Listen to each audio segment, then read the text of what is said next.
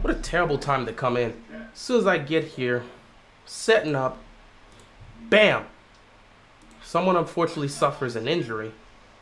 One of the Cardinals players, I believe one of their offensive linemen's down. Not exactly what I wanted to see. It's not exactly how you want to start off, but yeah, this should be an interesting game. I gotta check something, because you're telling me they're in over. There's no way. I'm so sick and tired of this team. That franchise just won't go away. Please tell me they lost. Thank the Lord the Steelers lost. Okay. I thought that was... No, oh no, the Giants and Jets are in overtime. And apparently the Jets have the ball at the goal. Bro, just kick the field goal. Just kick the field goal. You don't need to go for the touchdown. Just kick the field goal. Seattle's up 14. Bro, how is Seattle up 14? How is Seattle up 14? I hope they blow out Cleveland. But how are they up 14? How are they up 14? What in guts?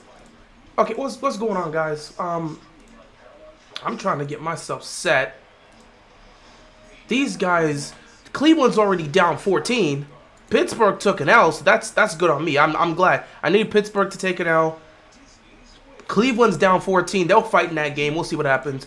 And Cincy and San Francisco, they're just getting started. Bengals have the ball, so we'll see what they do with it on this drive. I don't expect... I think the Bengals going to win that game. I don't expect Sam Darnold to do much of anything. But we got this game here in Arizona. We are taking on the Cardinals. Week 8 here. And let's see if we can get them off the field here. I think this will be a 3-and-out if we can make a stop here. 3rd down and 4. Dobbs going to take the snap. He's looking. He's going to get sacked. He's going to get sacked. What's the flag for? Matabike got the sack, but they're about to call a hold. I can sense they're going to call a hold. Illegal contact on the defense. Illegal contact on the defense. Why is it every time we want to try to get off the field quick, there's got to be some nonsense rubbish penalty? What else is new? Man, the refs have been on one. You see that Jaguars-Steelers game? I don't know what the refs are doing this year, man. They don't seem to care. It's ridiculous. What's going on, Daniel? I guess we're going to try and make a stop here again. 1st down and 10. They're going to hand the ball off here. Going to have to try to make a stop. Ooh, good run there. Picked up about maybe, what, 5 yards here? 2nd down coming up for the Cardinals.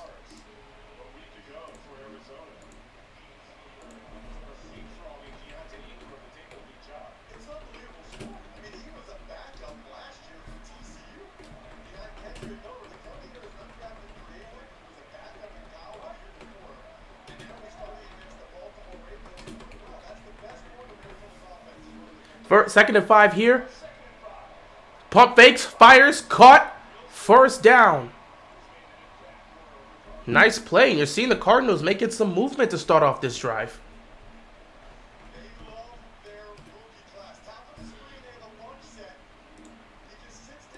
Couple 1st downs picked up here, obviously because of that stupid flag.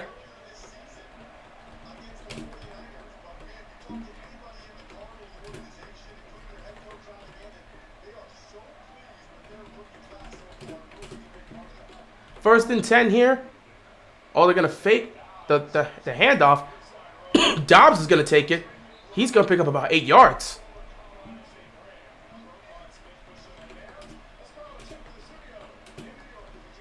Let me go see what's happening here.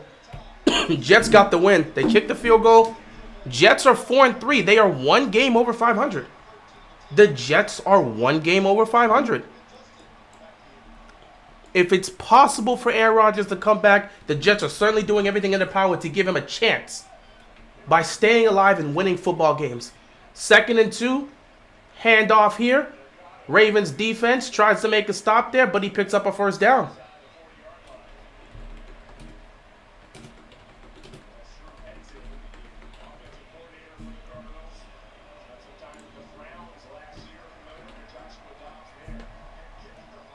So the Cardinals are moving to start off this drive.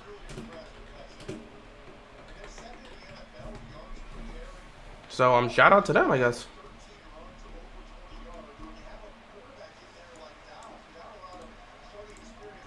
1st and 10 here for the Cardinals. Dobbs got the ball. Quick throw, gets it to... Oof. Got it to Ertz, and he just takes a couple... No, not Ertz, McBridge. He takes a couple bangs right there. Picks up some extra yardage. 2nd down here.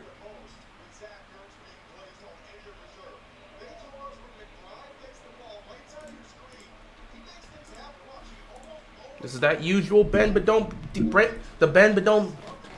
defense that the Ravens love to run. This is usually what we see from them. No big surprise here.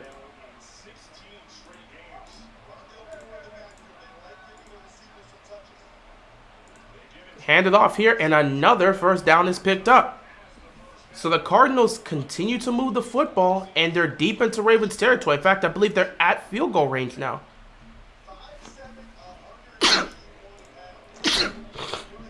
So this is a nice opening drive here for the Arizona Cardinals. They're moving the ball. They're making plays. Not like he's trying to force anything. They move the ball down the field. But again, we know the Ravens defense, they're a bend but don't break unit. Once you get inside that red zone, it becomes a lot more tougher to be able to score. We'll see how the Cardinals do here on their opening drive. They're going to hand it off here, and a stop by Hamilton right at the line of scrimmage. 2nd down coming up here.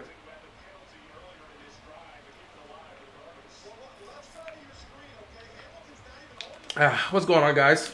I mean, you probably already knew the Steelers were going to lose the minute Kenny Pickett got hurt. That's not exactly a shock there.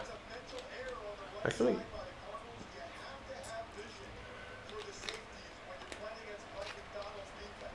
but it works out for me. It'd be a perfect day if the Ravens could win and the rest of the AFC North can lose. That's kind of how we always think.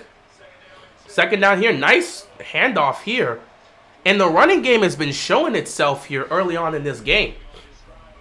So this drive has been very impressive. Cleveland's down 14 to Seattle in the 1st quarter here. So obviously Cleveland's got some work to do. The key to beating Cleveland is obviously just you can't make mistakes. They don't have the best play at quarterback right now. P.J. Walker's been the best production they've gotten out besides that one game from Deshaun Watson. So at the end of the day, if you don't turn the ball over against them, you have a great shot to win. And that's really what it comes down to. Cincinnati's at the 1-yard line of San Francisco. 3rd down and 4. Here comes the pressure. Dobbs dials it up. Incomplete. He was going for Hollywood, but there's going to be a flag on the play. They're going to call pass interference on Humphrey. Cincinnati's up. They score a touchdown. Yeah, I already had Cincinnati beating the Niners. Again, there's no. You got Sam Darnold as quarterback. I don't believe he's gonna do anything there. So, yeah, pass interference on Marlon Humphrey. I'm not surprised he didn't turn around. So this is probably gonna end with Arizona scoring a touchdown on the opening drive, which again would not surprise me. But like I said, it's such a Ravens thing. Such a Ravens thing to just play the way they played, and then all of a sudden, boom, they just come against the Cardinals and they struggle because it's a week-to-week basis thing. I don't think Dobbs got that here, so he's gonna be stopped. 2nd and goal here. Do you guys miss Hollywood Brown? I mean, it's always great to have another receiver, but honestly, not really. Based on, I mean, again, me personally, not really. It'd be awesome to have him here, I guess. You can add another weapon, but it's not like I'm sitting here missing the guy. At the end of the day, the situation happened the way the situation happened. It is what it is. I ain't really going to cry over it. So they're going to try to force their way in. And they're going to get it. Touchdown, Cardinals.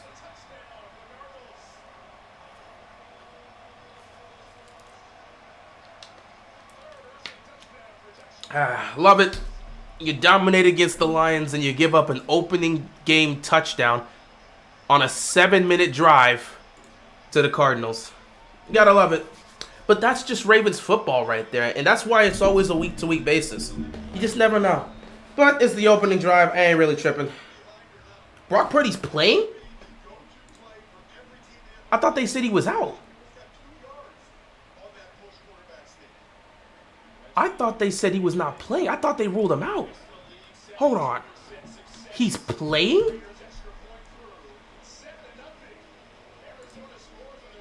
So, yeah, Arizona goes down the field, scores on their opening drive, and all of a sudden Baltimore's like, okay, our defense hasn't been giving up a lot of scoring, and we just let them score on the opening drive. We got to make some adjustments there. Let me look at this real quick.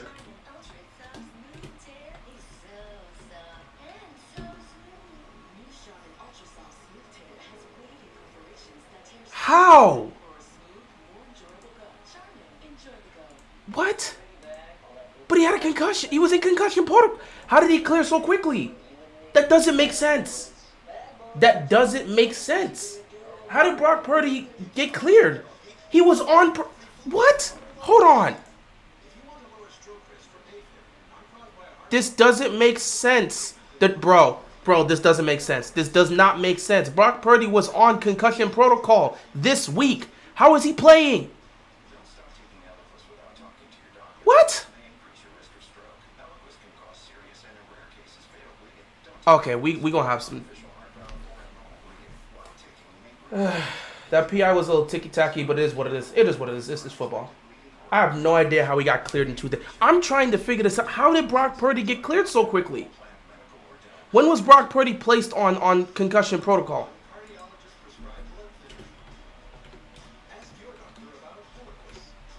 I'm trying to figure out when he was initially placed.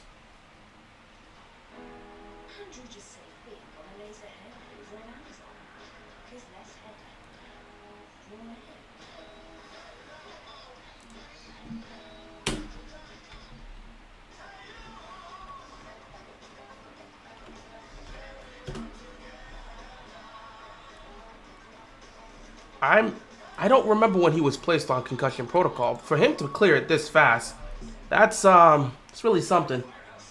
That's really something. Either he didn't have a concussion or the Niners are playing with fire. That's all I'm gonna say. It's one of two things. Either Brock Purdy didn't have a concussion or they're playing with fire. Because there's no way he should have cleared concussion protocol right off the bat like that.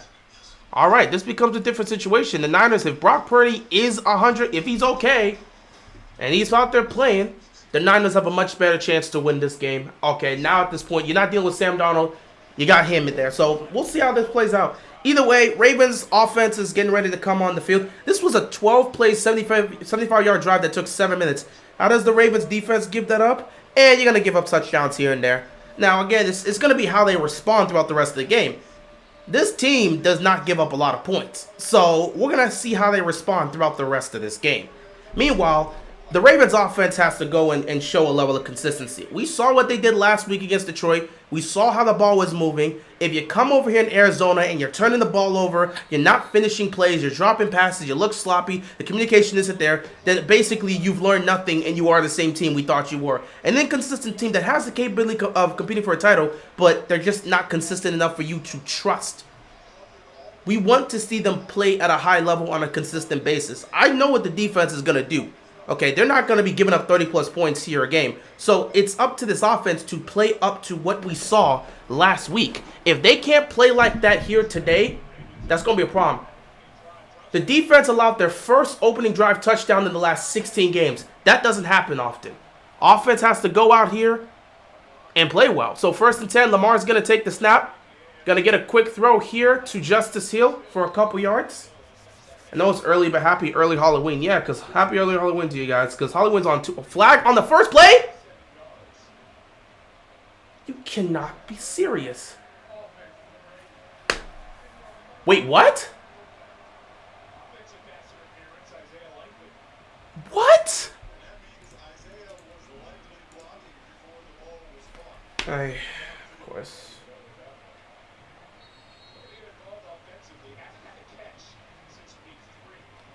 Of course. Of course. Already got started. Yeah, I saw what Will Levis was able to do. That's good on him. That's good on him. So a 1st and 10 becomes a 1st and 20. No big deal, right? This is going to be fun. You start off the game like that. Let's run this here now. Let's try Zay Flowers. Zay Flowers is going to pick up a couple yards. 2nd down coming up here for the Ravens. When you start the game off with a pass interference call, that's how you know. That's how you know it's going to be one of those type of games for Baltimore. Can you shake it off and somehow show a level of consistency here? It'd be nice. It'd be nice. But again, I still don't know what I'm going to get from the Ravens on a week-to-week basis. And until we figure that out, we're never going to fully trust this team in some of these biggest moments. Lamar, pump fake, sidearms, got it to Hill, and Hill just slipped. But you'll take the couple extra yards and set up for third down. Yeah, Ravens fans don't know how good you got it. Oh, yeah. See, here's the thing y'all don't really seem to understand. Just because you're suffering and we're suffering less than you does not mean our suffering isn't happening. We're suffering because we have a team that can compete for a championship, but they can never live up to the potential. The last 2 years have been nothing but injuries. How do we have it good when the team that can compete for a title is on IR for 2 straight years? Your team, the Commanders have been flat out garbage for 30 years.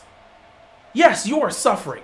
But just because you're suffering does not mean we're not suffering as well. Lamar to Andrews for the first down. Y'all always want to be like, well, hey, man, it could be because y'all can make the playoffs. Okay? And then we end up getting embarrassed in the playoffs. We won 2 playoff games since we won the Super Bowl. Like, y'all cannot continue to do this. Hey, man, try being this type of fan. Bro, just because you're suffering more than us does not mean we're not suffering. Everyone's got a different level of pain to deal with. Okay? It's not like we were like in the 2000s and 2010s. It's not like if you were a Patriots fan, you were eating. If you're a Chiefs fan now, you're eating. Everyone else is kind of just suffering and choking. You got embarrassed by the Giants, and we lost the Colts. Things happen. Everyone's got a different level of pain and suffering to deal with. Your pain is your pain right there. Lamar was going to Odell, and Hamilton got right there to make a stop. The 1-5 Giants. Cool. And we lost to the Colts. We've also lost to the Steelers, and the Steelers' offense is terrible. They're trash. Congratulations. You're dealing with some suffering, and we're dealing with some suffering. This isn't a battle of suffering. I really don't get why y'all fans want to do that. Hey, man, it could be worse. You could be us. Hey, doesn't that mean I'm not suffering? So, if I'm homeless, if one guy's homeless and another guy's starving, it's like, I got a home, but I can't afford food because I have to pay my rent. And then someone else, hey, man, it could be worse. You could be homeless. You're absolutely right. It could be worse. But that doesn't mean I'm not still suffering. So we ain't finna do that, try to compare notes in pain. We're both going through pain. Lamar just tosses this here to Gus. That was a weird play right there to Gus Edwards. And Edwards, because all the defenders just swarmed Lamar. Lamar just flipped, like it's tossed this to Edwards. And now it's a 3rd down and 1. So Edwards is just going to pick this up here. That was a hell of a play by Lamar. That was a hell of a play by Lamar. Ravens picking up another 1st down, moving the ball here.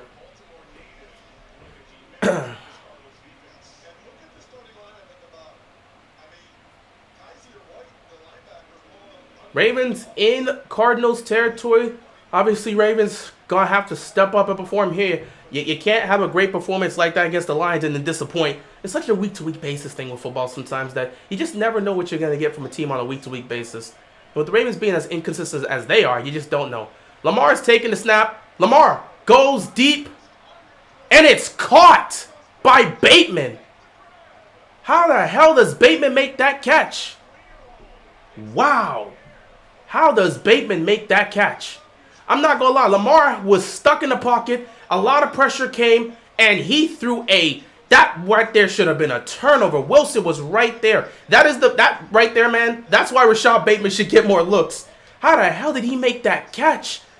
Lamar legit got pressure coming. He might have got hit as he threw that ball. That was not going to get there. Lamar looking. Nothing's there. Lamar's going to step up. Lamar is going to dodge the pressure. He's going to get sacked. Yeah, I saw AJ. I watched the entire game. So I saw what AJ Brown did. I watched the entire game. Nothing there.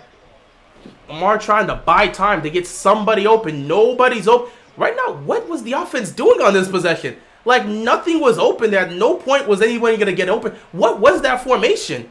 It kind of seemed like the Ravens were trying to get the ball snapped quickly because they didn't want that to get reviewed. That's probably what happened because everybody seemed lost on offense there.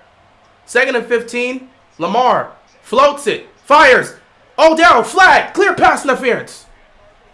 That's not even a joke. Clear pass interference. He was looking for Odell, and that was a clear indication of pass interference. You cannot even deny that. That was clear pass interference.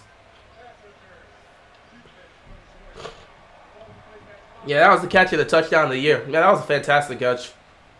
I mean, hey, we're gonna compare that one, and we'll compare what's it called? San Francisco scores a touchdown and ties a game. So we'll compare that one, and we'll compare what Garrett Wilson's one-handed touchdown against the Bills in Week 1, where he hit it to himself and then like caught it, like he deflected it to himself and then caught it. Like that was crazy. First and goal. Ravens gonna run it here with Edwards. Edwards gonna pick up a couple yards. Second down and goal coming up here for the Ravens. 3 minutes left to go here in the first quarter. Ravens looking to tie this game up. Let's see if they can do it here at the goal line. The red zone offense was superb against the Lions. We're gonna have to see if they can keep that up here against the Cardinals. The red zone offense is something that they've continuously tried to get together and work on throughout the regular season. Gotta see if we can get something going here. Second down. Lamar, he's looking. Pump fakes. Fires back in the end zone. Caught! Mark Andrews, touchdown! You know how that's gonna be if Mark Andrews gets any level of space in the end zone. He's scoring a touchdown. Mark Andrews with his 6th receiving touchdown of the season.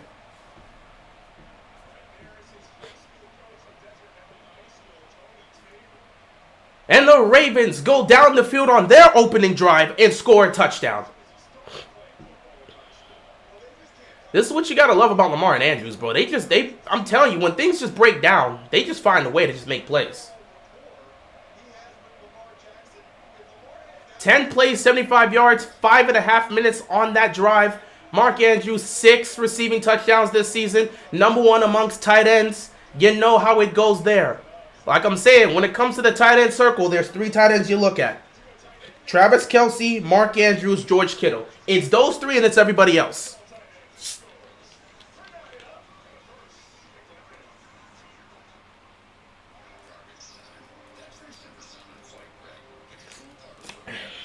Mitch is a bum. Hope he and Matt Canada starts working at McDonald's. I don't really know what you expect from Mitchell Trubisky. Mitch Trubisky is not a great quarterback, and you're putting him with a terrible offensive coordinator. I don't know, even though Mitch is not a great quarterback, what is he supposed to do with Matt Canada's play calling? The guy you say is a better quarterback than Kenny Pickett, he can't do anything with this offense. So if Pickett can't do anything with Canada's offense, what do you expect? What do you expect from Trubisky? Not saying Trubisky would have been able to do much. I'm just saying that he's in a terrible offense. So when you're in a terrible offense, you expect terrible things to happen. Let's get some updates here. This game is moving fast. Cleveland was down 14-7. They go down the field, score a touchdown. Make it 14-7. Seahawks get the ball back. Geno drives them down the field. They get into field goal range, kick a field goal. It's 17-7. All of that happened in the first quarter. Now the Browns have the ball, getting ready to start the second quarter. They're at the Seattle 41. They got the ball moved into Seattle territory. So this may be a high-scoring game between Cleveland and Seattle. 2 4-2 teams looking to add to their record. The Broncos are up 7 to... Yeah, what? Yeah, the Broncos are up 7-3 against the Chiefs. Means absolutely nothing. Russell Wilson 1 2 4 yards in the touchdown means absolutely nothing. We know the Chiefs are going to win that game. Upset of the season if the Chiefs don't win that game. Bengals have the ball in San Francisco territory. It's a 7-7 game. Joe Burrow's looking like Joe Burrow again, so watch out, people. And, of course, the Ravens and Cardinals are all tied up at 7 apiece. Lamar Jackson, 6-7, 64 yards and a touchdown. Joshua Dobbs, 3 3, 24 yards. So, yeah, things are starting to heat up for them Bengals, man. They're moving the ball. What's going on, Luis? Let's go Seahawks and Niners. I'm not going to lie, Cleveland. Just stick with P.J. Walker. Just stick with P.J. Walker. I mean, he just seems like he's been the best performing quarterback. He's been the best performing quarterback for you guys. Just stick with P.J. Walker. Deshaun Watson's injured. I know you paid Deshaun Watson $230, but he's injured and compromised. Just keep him on the bench until he's healthy. Just keep him on the bench until he's healthy. That's all I'm saying. Keep him on the bench until he's healthy.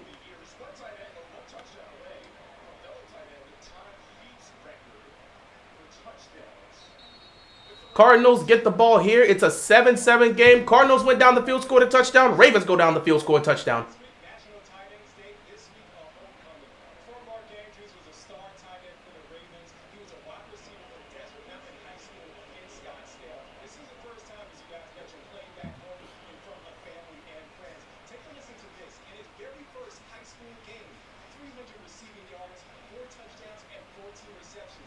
So he was like that. Mark Andrews was just like that in high school.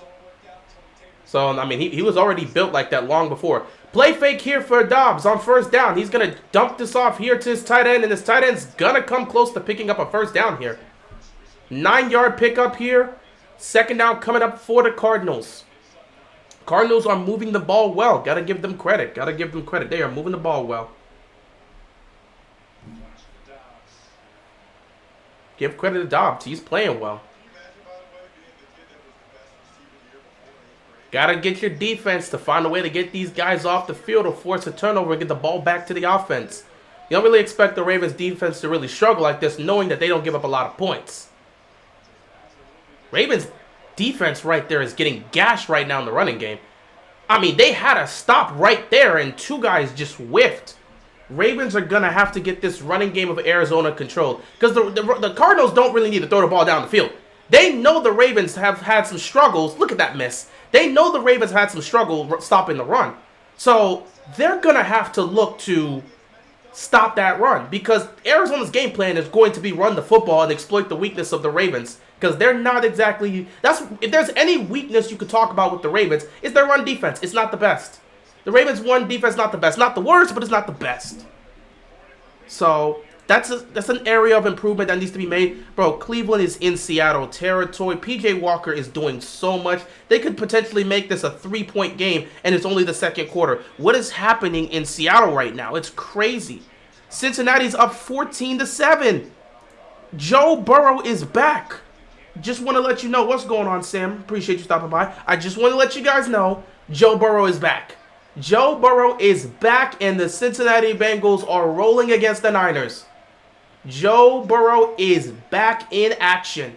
They're going to run this here on second down, and again, the Ravens defense not being able to make a stop on the run. Hamilton making the stop right there, making it a third down coming up here, and that's probably going to be the last play of the quarter here.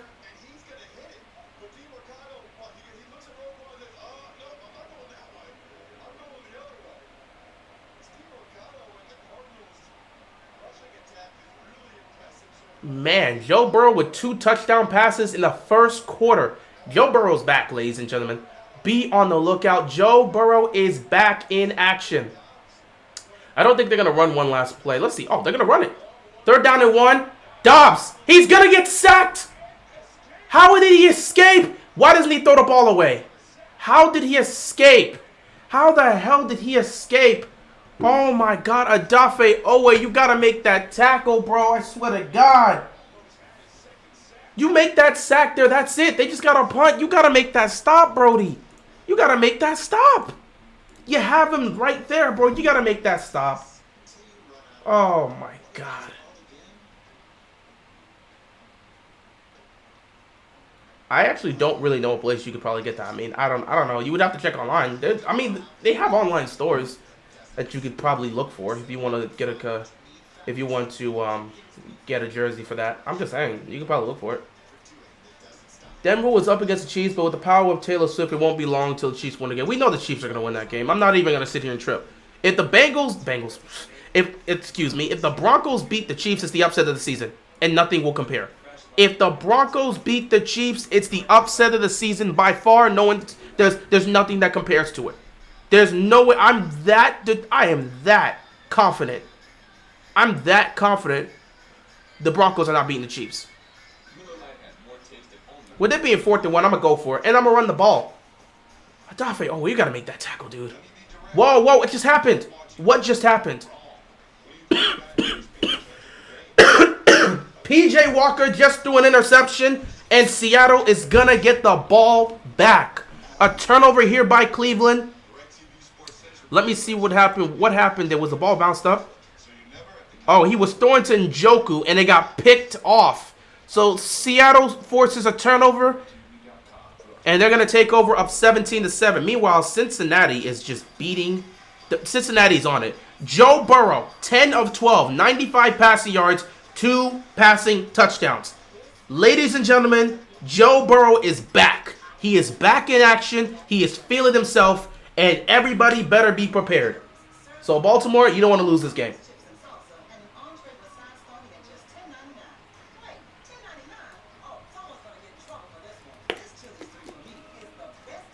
We have to be leading the league in almost sacks.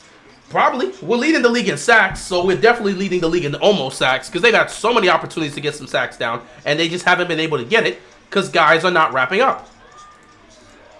And I don't even know how Adafe Owe misses that one. I don't know. I don't know how he whiffs on that one. So San Francisco's going to start at their own 14. Seattle's going to start at their own 17 because they forced that turnover. Meanwhile, Chiefs have the ball. We'll see what happens here. So it's 4th down here. Looks like they're going to go for it because Adafe Owe didn't make the stop. Come on, bro. You got to make the stop there. Make the sack and force them to punt the football. Now they're in our territory. They're obviously going to go for it. 4th and why didn't they run it? Oh, it got batted down. Incomplete. Ravens take over on downs. I cannot believe they chose to throw the football there on 4th and 1. You're gashing the Ravens. Nice job by Pierce. But you're gashing the Ravens on the ground. And Hollywood Brown was open. Hollywood Brown was open coming across the middle. It would have been a completion. But Pierce, with the pressure there and getting the batting down, I'm just saying, you probably should have ran it there if you were Arizona. No need to overcomplicate things. Your running back is cooking the Ravens defense. You run that football on 4th and 1. If he gets stopped running the ball, so be it. But you run that football here. So instead, the Ravens get to take over right around midfield at their own 45-yard line. 1st and 10 for the Ravens here with a chance to try and take a lead in this game. Lamar's going to take the snap. Lamar's looking. He's looking. He's got time. Nothing is open, so Lamar's going to take off, and he's going to take a hit.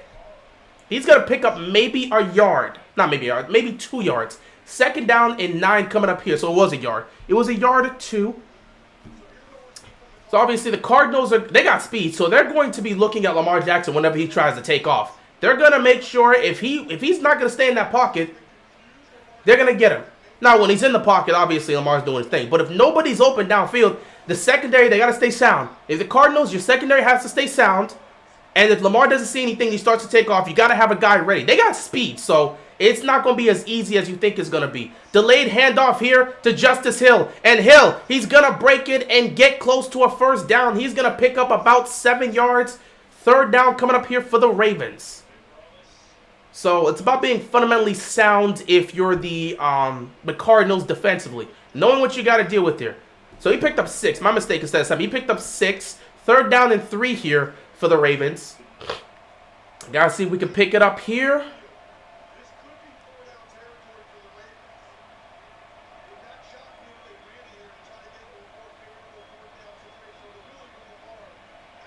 Third and 3 here. Ravens. Lamar takes a snap. Lamar's looking, fires over the middle. It's caught by Zay. Zay keeps his feet, picks up some extra yards. 1st down, Ravens.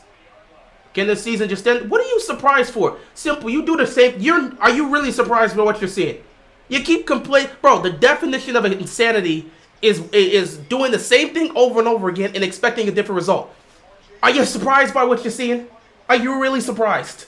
Dude, just enjoy the rest of the season. You know you're not winning a championship. You know you're probably not going to make the playoffs. Just enjoy the rest of the season. If you don't think about the possibility of winning, just enjoy the rest of the season. I already told you, until Ron Rivera is fired, nothing's going to change. So just enjoy watching football for the rest of the season. 1st and 10 here, Lamar.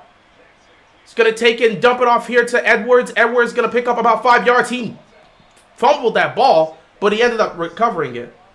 Like, yeah, obviously you're going to be pissed off. No one wants to watch their team lose. But again, you know how the team is like. You know what the team is like. Like it's not like it's anything different. So, if you already know what it's like, and you already know how most of these... Oh, that was a clear fumble. And you already know how most of these games are going to go. Honestly, don't get over emotional. You already know how this team is. Until Ron Rivera and Jack Del Rio are gone, nothing's going to change. And we understand that. So, I mean, just enjoy the rest of the season and just enjoy football in general. These people always call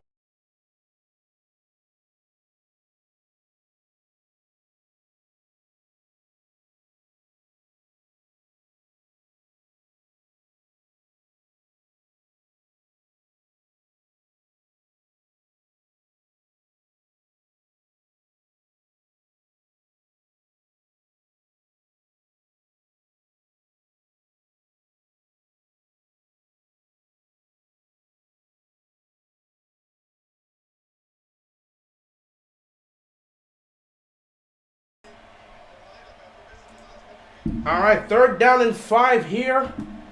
Aguilar couldn't hold on to that ball. That was a beautiful throw by Lamar. He just couldn't hold on. 3rd and 5. Lamar got smoked. Is that a fumble? Wow.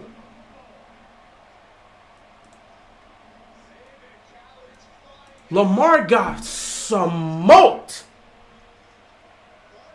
What happened there? Let me see the protection here. How did Lamar get smoked on that one? Oh, that's a whiff. That's a throw. That's a throw. That's a throw. That is a throw. That is a throw. Let me see the replay. Let me see the replay. That is a throw. I'm telling you that's a throw. Let me see this.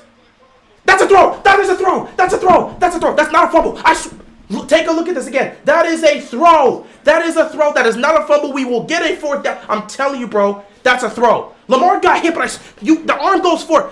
Please take a look at this. That is not a fumble. Review it. That is not a fumble. Review it. Yeah, it's not Lamar. We're not worried about. That is not a fumble. That is not a fumble. Lamar threw it forward. Look at his hands moving forward. For real, cut all these running backs to trash for real, including Edwards. Dude, you just seem to trash on everybody. How is Edwards garbage? Please tell me how he's trash. Please tell me how he's trash. Have you seen the production he's brought? Like, you're just crapping on everybody here as if Edwards is just trash. Edwards is not a blocker. He's never been a blocker. The minute a bad plays happen, y'all just label these players as garbage. Like, how is Edwards trash? Are you watching the production he's giving you in the running game? If anybody wouldn't be declared trash, it would be him. If you want to say Justice Hill's trash because he keeps fumbling the ball, so be it. How is Edwards exactly trash? And Keaton Mitchell, we don't even get to see him on the field, so we don't even know what he's about.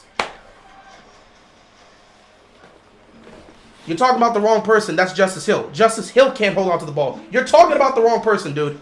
Justice Hill's the one that can't hold on to the ball. You have got the wrong person.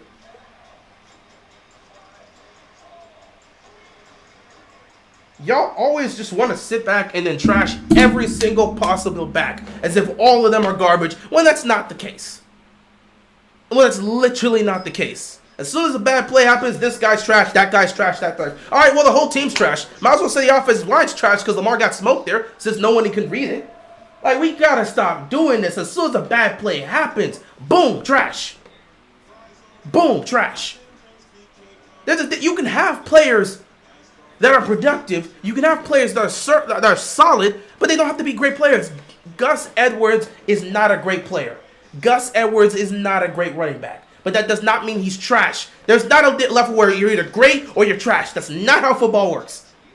That's not how sports works in general. There's not a situation where it's like trash or a great or trash. That's not how that works.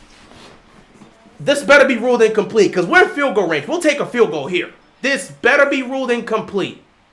Are we in field goal range? We're in field goal range, so Tucker can just come on the field. That is not a fumble. That is an incomplete pass. He saw. He got pressure. He threw it.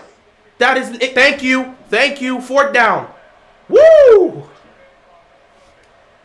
Bring out Tucker. Kick a field goal. Let's take this 3-point lead.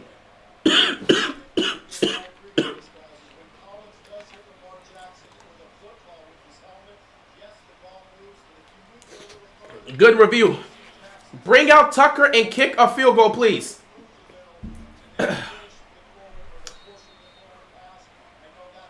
Woo! Lamar took a shot there.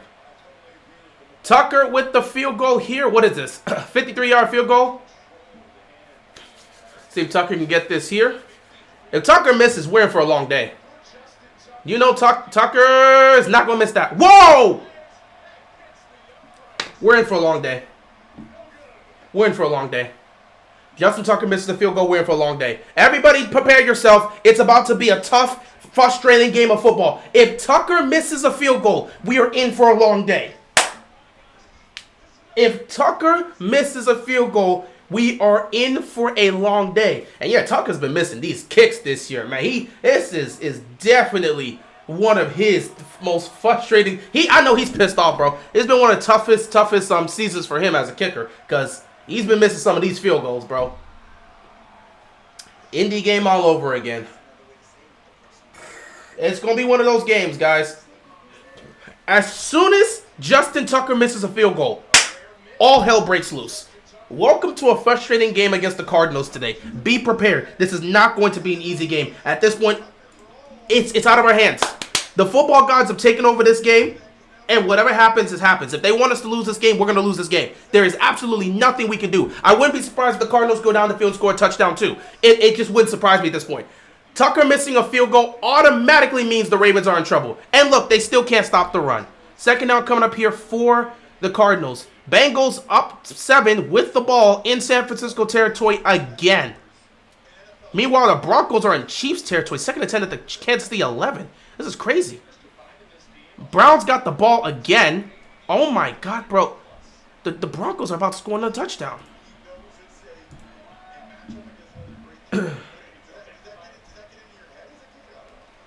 Second, over the middle, 2nd and 3 pass is caught. Classic Ravens. And the new fans were really saying it's going to be a blowout because the new fans don't seem to understand how the Ravens play football. Man, I hope this ain't Tucker slowly declining each season. I hope that's not the case. Ravens are the most inconsistent team I've ever seen. They're not the most inconsistent team in NFL history, but boy, they are definitely one of the most inconsistent teams in the league. No question. And this ain't even something that started in Lamar Jackson area. This is something we've seen for a long time.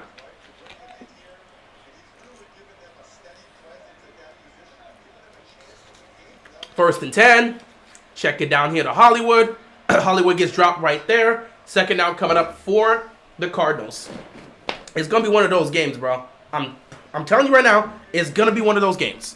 It's going to be one of those games. It's going to be frustrating, and we're just going to be sitting here wondering, how the hell can this team play like the way they played against the Lions, yet struggle against the Cardinals? Because it's Ravens football. Because it's Ravens football. I tell you guys this all the time. It's Ravens football. Wouldn't be in this. All of a sudden, the plays that they were able to make last week, they don't make. You're not in this situation that Nelson Aguilar just holds on to the football, but he doesn't. And then all of a sudden, Lamar gets hit horribly, and we're just lucky that wasn't a fumble. Third down coming up here is probably going to be around the 3rd down and 6. Can a defense at least try to get back some level of sanity here? Can we get back some level of sanity from the Ravens defense? Make a stop here on 3rd down, get the ball back to the offense, and let's reset and let's see what we can do. When Tucker misses a field goal, we're all in trouble. 3rd down and 4 here. Can the Ravens get a stop? They ran it again. And the Ravens make a stop. He is short. He is short. They're going to go for this. Might as well go for it. You're 1-6. Who the hell cares? If I'm 1-6, I'm going for it on 4th down every time I get in the opponent's territory. If y'all going to stop me, stop me. Ravens have not been able to stop the run game all day today. Here's what you should do this time if you're the Cardinals. Run the football. It's 4th and 1. Run the football. Run the football. They're not stopping the run. Are they going to sneak this? Oh, he got stopped. Oh, my God. Did he get stopped? Oh, my God. What a stop. I don't think he got past. Did he get to the line? Did he get to the line? Roquan Smith said no. He's short. He's short. Roquan Smith. Not Roquan Smith. Who is that? Is that Matabike? No, it's Pierce. It's Pierce. Pierce with back-to-back stops on 4th down. It was Pierce. Pierce making a stop on back-to-back 4th down possessions. He gets the bat down on the first 4th down attempt, and he makes the stuff here on the second 4th down attempt. They can measure this all they want. It is short. Turnover on downs. Ravens ball. Wow. Shout out to Michael Pierce here. This is crazy. Pierce makes the stop on both 4th downs. Pierce makes the stop on both 4th downs. Brody didn't even need to look. They didn't even need to get the measuring tape out. He knew it was short. They didn't even need to play with that. Wow. 1st and 10 for the Ravens. Can the offense figure something out here?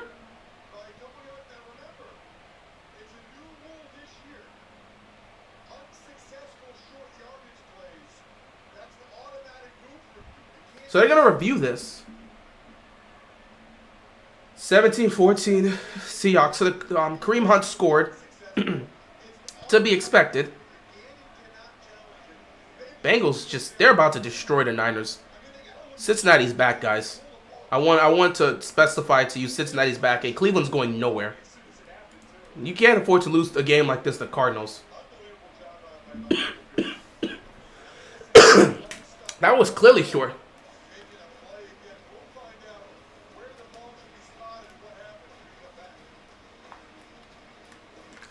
Watch the refs try to pull some BS here. It's clearly short.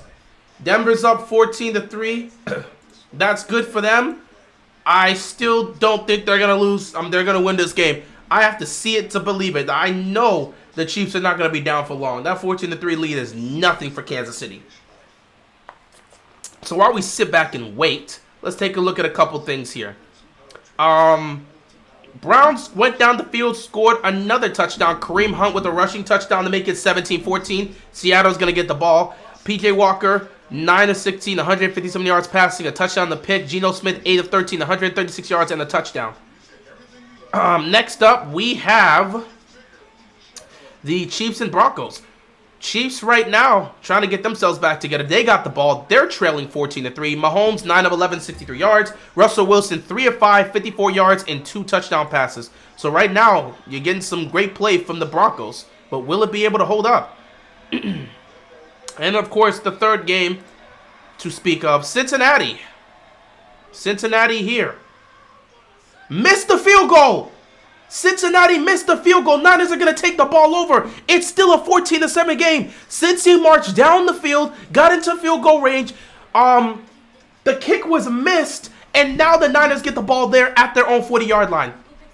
Brock Purdy, 4 of 5, 52 yards.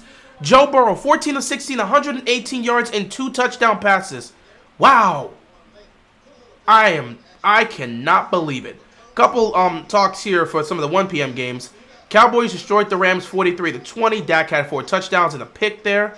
Vikings got another win. They're back to 500. So they're up 20. They won that game 24-10. Kirk Cousins, 274 yards passing, 2 touchdowns.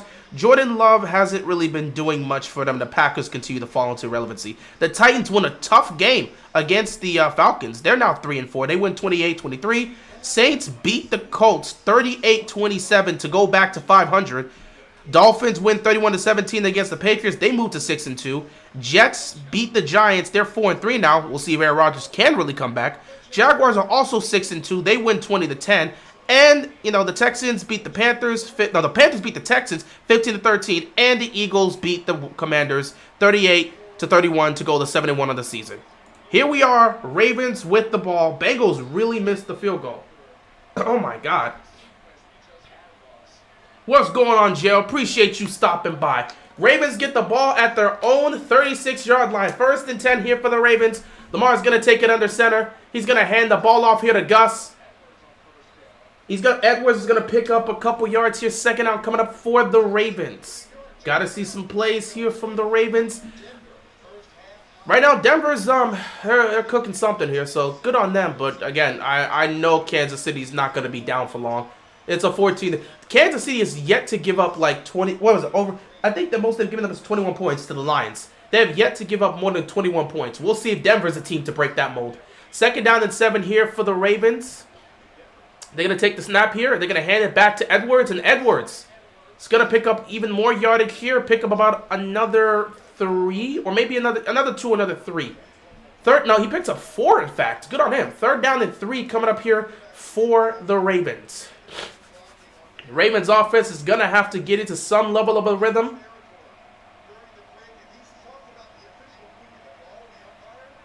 We'll see what they can do here. Cardinals defense looking to make a stop, force a 3-and-out, and get the ball back to their offense.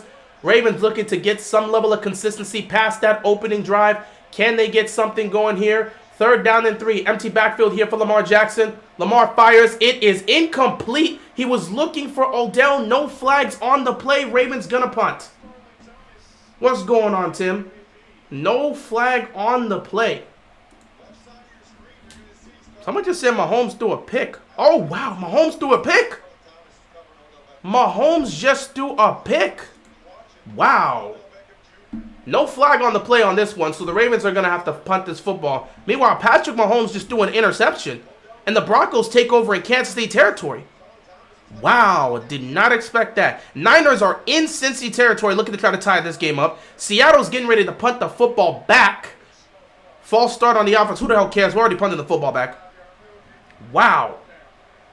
So in the 4 games, yeah, Seattle's about to punt the ball back to Cleveland. Cleveland going to have a chance here to see if they can take the lead or tie with a field goal. Broncos are in Kansas City territory. Can they get to field goal range and extend their lead? We'll see. And the Bengals, they missed that field goal, and the Niners are responding by going down the field into Cincy territory. They're in field goal range, and they're looking to tie this game up. So here comes the punt. Punt is up. He steps out of bounds at the 8. Great punt. Remember when we blew out the Chargers, then we get in this hype heading into the next game and we get smoked by the Bengals? Literally the same situation. Not really the same situation because we're not getting smoked right now. But who knows? Maybe it happens in the second half. But it's not the same situation where we got smoked because we're not getting smoked right now. But that blowout did happen in the second half. We'll have to see if that happens here. But I'm not going to compare it. Let's wait an hour and a half. Let's see how the team plays throughout the rest of this game. Let's not declare it just like that because they're not getting smoked right now. The Ravens are not getting smoked. It's a close game for a reason. Can we just go back to last week when we knew how to play football? Do you know how many teams wish they could say that? When you get your best performance, let me tell you right now, the Cowboys put up 43 points against the Rams defense today. You don't think they could have used that against the Niners? You don't think that the Cowboys aren't sitting there thinking, man, can we just play like this every week? The Saints got 38 points of offense against the Colts. You don't think Saints fans are thinking, can our offense look like this every week? It's a week-to-week basis. It's football. It's not going to be pretty, and it's not going to be the same every single week. We peaked last week, I'm afraid. That's not really how it works, bro. That's not really how it works to say, we peaked. We peaked. No, I mean, you had a great game. There's times where you're going to get a great game or a great week. That doesn't mean it's your peak. To just assess that when you know there's 9 other games of football doesn't make sense to make right now. That's not an assessment you can make based on what data. Because they were killing it last week and this week they're not killing it. That's not how that works. Football is a week-to-week sport. It is a week-to-week sport. You cannot just make an assessment and say you peaked when there's so much football left. Now, if we're sitting here at the end of the season and the best game we could look at is that Lions game, and they don't even come close to playing like that again, by all means, you can make that assessment. But you can't make that assessment after 1.5 quarters of football the following week. That's not how that works.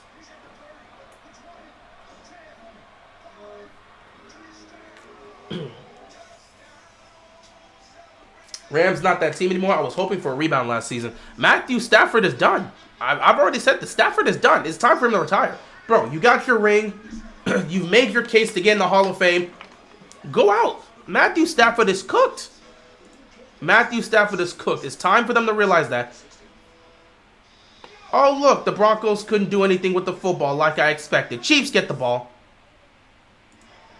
And they're going to try to move it down the field here. Like I expected. Niners dealing with some issues there. They got to get something going.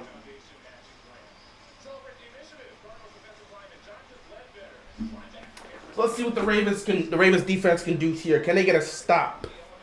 Because Ravens offense trying to get themselves going, but right back to the same old struggles you saw in the previous week. First down and 10. Really comes down to the Ravens defense making some stops. Now Joshua Dobbs, 6 of 8 right now for 42 yards.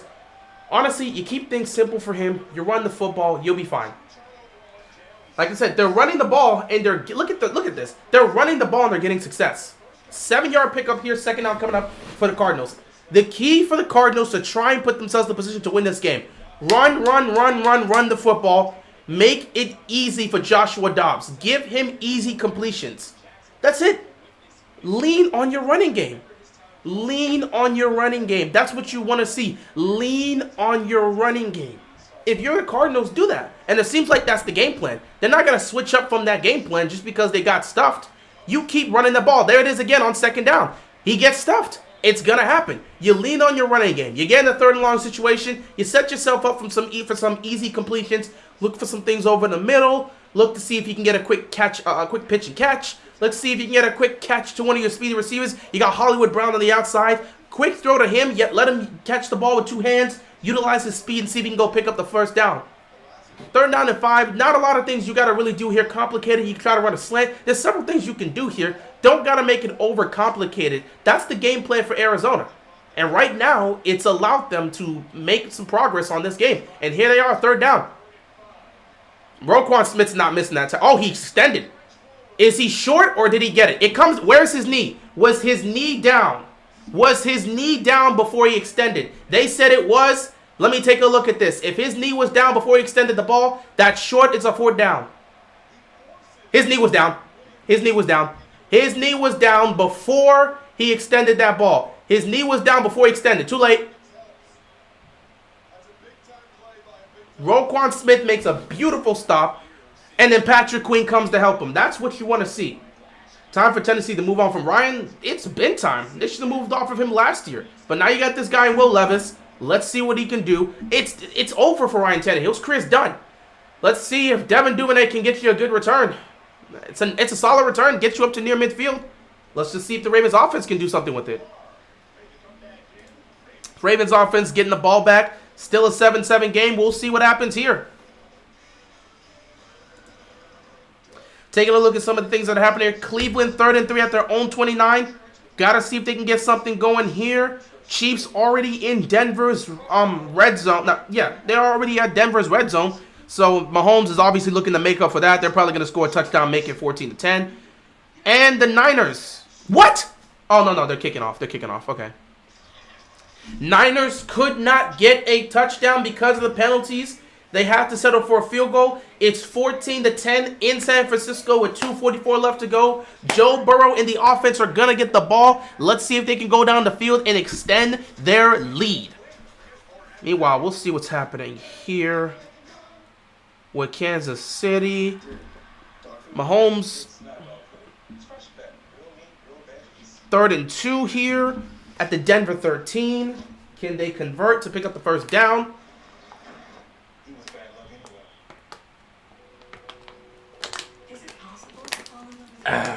Not trying to. If you're Kansas City, you don't want to settle for another field goal here. So a 3rd down and 2 for them. Meanwhile, Cleveland's at a 3rd and 3. Let's see how that's gonna go.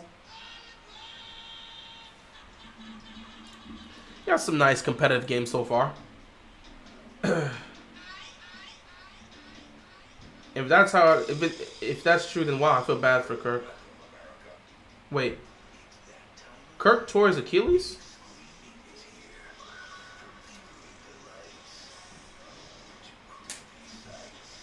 Let me see this. Hold on. What? Give me a second here.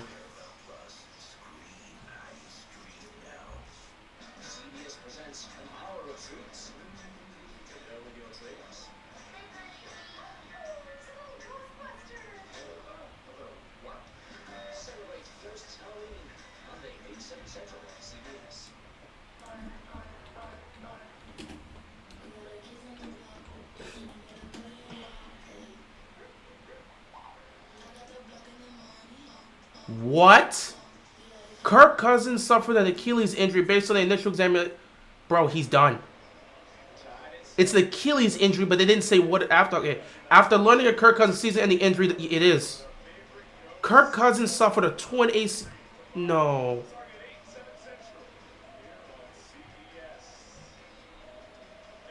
Oh, he's done. It's like the Aaron Rodgers injury.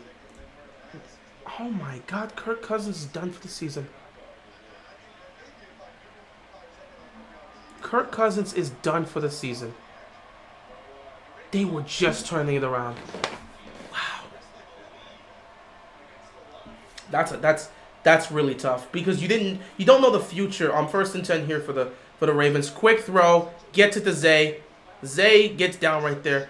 That's a toughie right there, bro. That's a toughie because this puts them in a really tough situation. This might be the end of Kirk Cousins in Minnesota because the conversation around Kirk in Minnesota was the conversation in Minnesota was, what are we going to do with Kirk Cousins? You know, his contract's getting ready to finish up. What are we doing? What is the direction for us moving forward? We were trying to figure that out, That's how the team was thinking. And now Kirk Cousins suffered a torn ACL. Number one, season's over here. Lamar, back shoulder throw to Odell, could not connect. 3rd down and 6 coming up here. Yeah, but with the Vikings, legitimately, with the Vikings, this is tough, man. This is really tough. Because they were starting to turn things around. The Vikings were legitimately starting to turn things around. And now you've lost your leader. And it's just like, what happened? So a flag was thrown, but no penalty. 3rd down and 6. This is tough, man. Because now what do the Vikings do? At this point, it might look like they're going to move off of Kirk Cousins or something. And it's not even going to be his fault. I don't know what's going to happen here. I don't know what's going to happen here. This is tough. Man. That's a heavy loss. That might be the end of Kirk's career in Minnesota. That legitimately might be the end of Kirk's career in Minnesota. And that ends the Viking season right there. 3rd and 6. Quick throw to Zay. Zay gets smacked down right there. That play did not work. And they're going to have to punt this football again. What happened to Flowers' yard after catch it? But dude, he caught it and immediately got tackled. What the hell do you want him to do? He caught it and immediately got met with somebody. Come on, dude. I understand these guys are top athletes, but he's not going to teleport. The minute he made the catch and made the turnaround, there's a guy in his face because somebody missed the block. Come on, dog. You know how this works. So here comes another punt for the Ravens as expected. Like I told you guys, you don't know what you're expecting from the Ravens on a week-to-week basis. I thought we learned how to beat the blitz. Doesn't mean you're going to beat it every single time, buddy. You think just because you learned how to beat the blitz, you beat it every single time? That's not how that works, big fella. Mahomes and the offense could not get in the end zone. They're going to kick a field goal, and it's going to be a 14-6 game. Once again, Cleveland could not do anything with the ball, so they punted the football back to Seattle. Now, Seattle, they march down the field. They get into Cleveland territory, but it's 4th down and 2.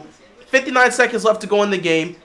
They could kick a field goal, go up 20-14, and put themselves in a position to potentially go into halftime with a 6-point lead. We'll see what happens there.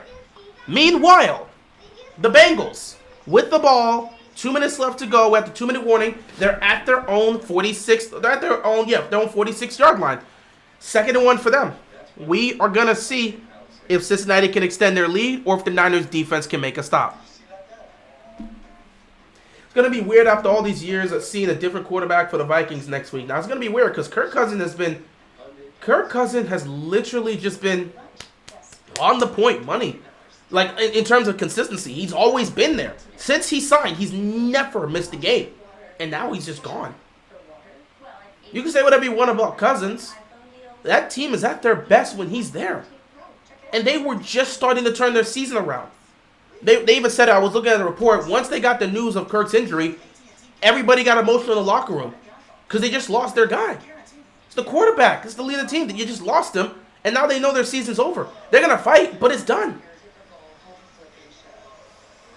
Lamar all talk says we need to be consistent on offense, then go out on the field, and then consistency is there. Yeah, because it's Lamar's fault that Nelson Aguilar is not making a catch. Yeah, because it's Lamar's fault that they got blitzed on that 3rd down play. Do you hear yourself, bro? Do you actually hear yourself? It's like, yeah, we need... these comments sometimes frustrate me with some of the things you guys say. A quarterback going up there and saying we need to build consistency. He's not wrong. You think Lamar is just sitting there personally trying to make sure we're not being consistent? You think Lamar Jackson's telling Nelson Aguilar to not hold on to the football when he puts it right on the money? You think Lamar's telling them not to block for him so he doesn't get smacked when he's trying to throw the ball in the pocket? Like, do you understand how this works? There's a whole different level between a coach trying to coach something and a player going out there and trying to execute. There are certain things that need to happen, and the whole team needs to execute. Just saying Lamar is all talk because he's saying we need to be consistent on offense. Does Lamar play every position? Does Lamar throw the ball and catch it himself? Do you hear yourself? Some of these comments, man, I swear. I swear I got to start. I really, oh my God, some of these comments. And Gino threw a pick. Who the hell surprised? 1st and 10 here. 1st and 10 here. For the Cardinals. Ooh, they're going to go with a pass. Play fake here. Dobbs got to be careful. Pressure was coming. He was going. Incomplete right there. He was looking to the sideline there. Just could not connect. Second down and 10 come up here for the Cardinals. Dobbs, 7 of 10, 46 yards. Haven't really been looking to throw that much with him, but they have made some nice throws here. Again, just keeping it simple, keeping it easy. That's what you want to do. Geno Smith, let me see who he threw a pick to.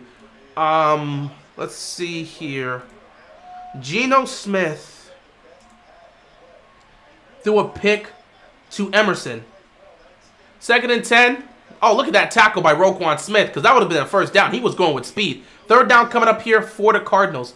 But yeah, it was picked off by Emerson at the Cleveland 17-yard line. So there goes a chance to get the field goal because they chose to. They got the 4th down here, went no huddle, and immediately threw a pick.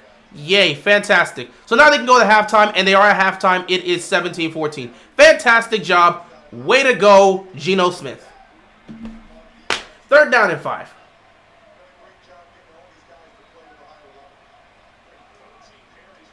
Pressure's coming. He's got to be careful. Got the ball off quickly. Humphrey tripped up, bro. Humphrey was right there for the tackle. Oh, my God.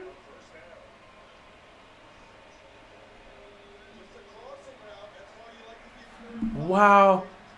Damn, Humphrey. Why'd I gotta happen on you? Hollywood Brown just smoked him right there. And that probably could have ended up being called for a roughing the passer. Just be happy they didn't call that. 2:51 left to go here in the first half. Marquise Brown, 3 catches, 20 yards. Dobbs going to take this under center. They're a little bit of miscommunication there. They may have to call timeout if they don't get this set quickly. He got it off in time. They're going to run this ball. And again, seriously, it's like Patrick Queen and Roquan Smith got to specifically make the tackles here.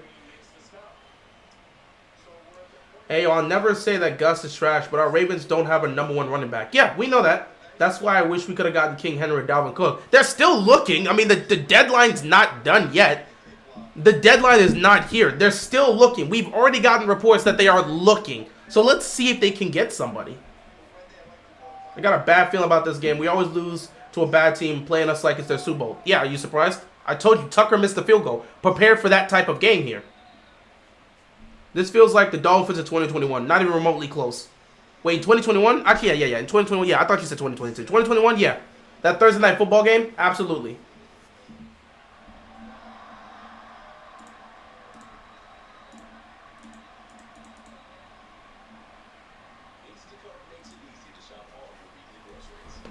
Man, yeah.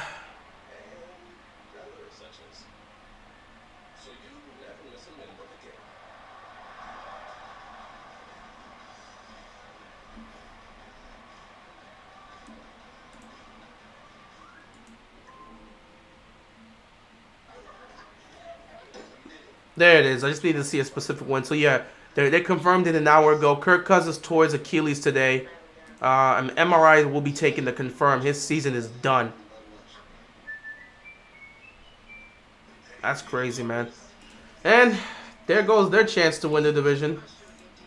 And the Vikings were treading up. I thought they had a shot. Damn. No. You know, even though Detroit was playing well, I still thought they had a chance, bro. I still thought they had a chance to win the division. Kirk Cousins being out for the season ends everything.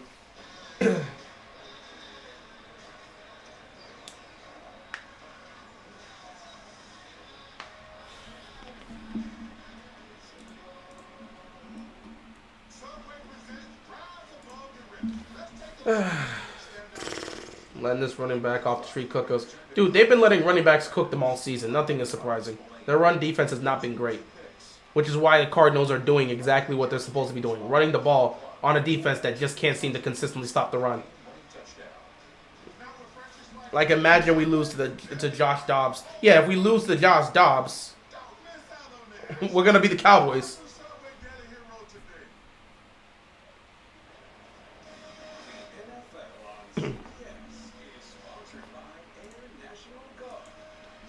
Ah, boy. I think that was a 2-minute warning, so don't know if we can get the ball back here. It just comes down to the defense trying to make a stop here. It's a 7-7 game. The offense has been very sloppy. Defense, other than the opening touchdown, they've made some stops. It's just the offense is not putting up points. Again, very, very sloppy. They're going to have to figure it out. They have to figure it out. You cannot have 1 week where you cannot move, where you move the ball perfectly, and then another week where you cannot move the ball. 2nd down and 4 here. Dobbs over the middle. He's picked off. Interception. It's Brandon Stevens. Get down, get down. Brandon Stevens with the pick, and the Ravens force a turnover here. And now with 1:52 left, the Ravens are going to have an opportunity to try to put some points on the board before halftime. Let's just hope the offense can actually figure something out and actually, I don't know, score some points.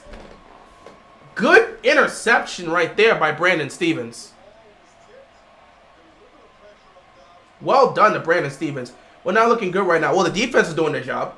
Hopefully we can turn around sooner than later before this turns into another Pittsburgh game. It's really just the offense. It's always the offense. The defense is giving up 14 points per game this year. They're not at fault for any of our 2 losses. The defense is doing their job. Offense needs to get it together. Lamar, looking, firing. Andrews drops it.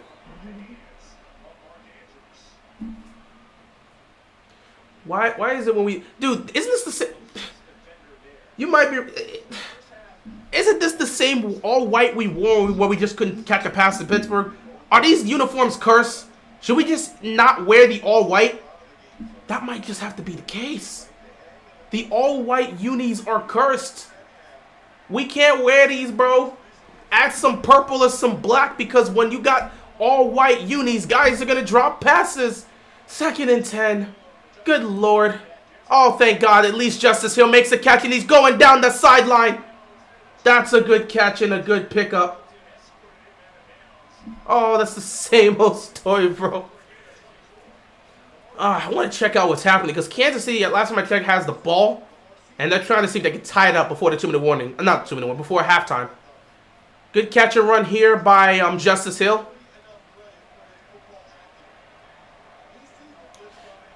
1st and 10 here. Lamar's going to keep it. And Lamar is going to pick up a yard. Clock is winding down. Ravens got to come up with points here on this drive. No matter how you look at it, they have to come up with points. It's still a 14-10 game between Cincinnati and San Francisco. I don't know who has the ball right now. 24 seconds left. We'll see. Jamar Chase, 7 catches, 55 yards. Good on him. He's doing his job. 2nd down and 9. Ravens obviously going to let this clock wind. You're in the red zone again. Can you figure it out and get a touchdown here? Lamar looking, firing, caught. Andrews going down to the 5. 1st and goal for the Ravens. Got to see if we can get a touchdown here.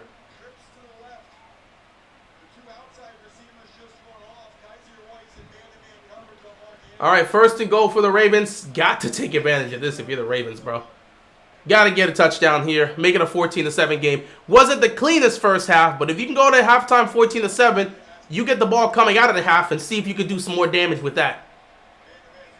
You're going to get some games like this. Just got to finish this off here.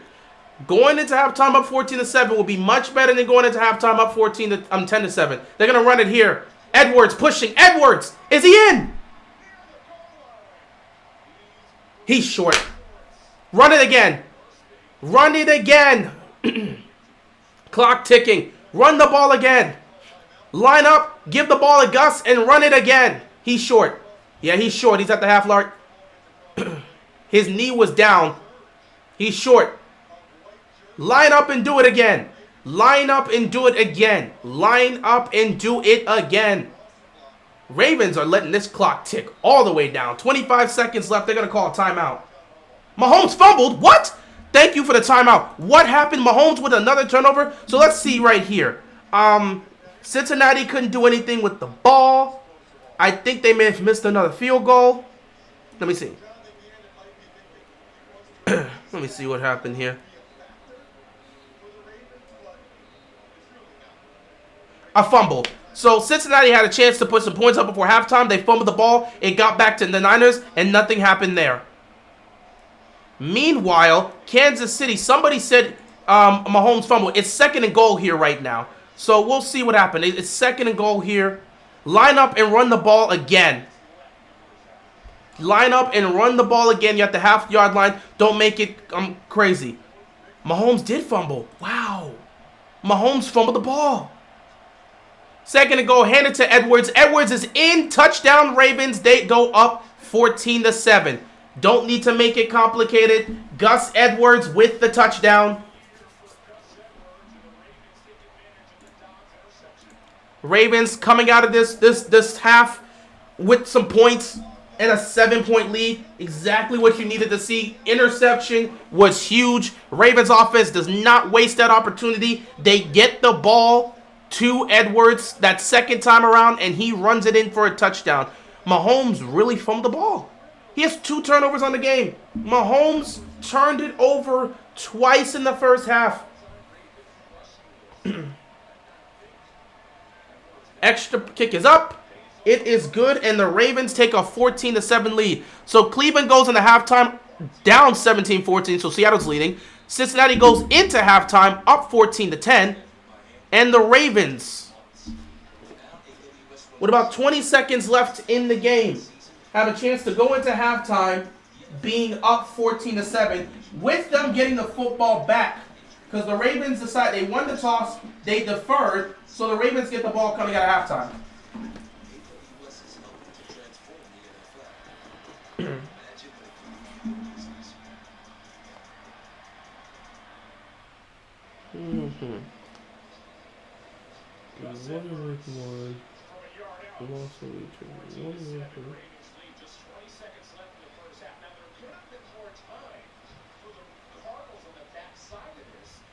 We were 4-3 at that time. Do you remember our record? We were 4-3 because we had that situation where we kept winning a game and then losing a game and then winning a game and then losing a game. So we were 4-3.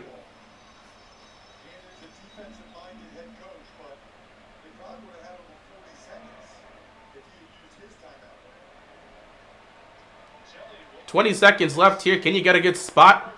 Nope. So they're going to go into halftime like that.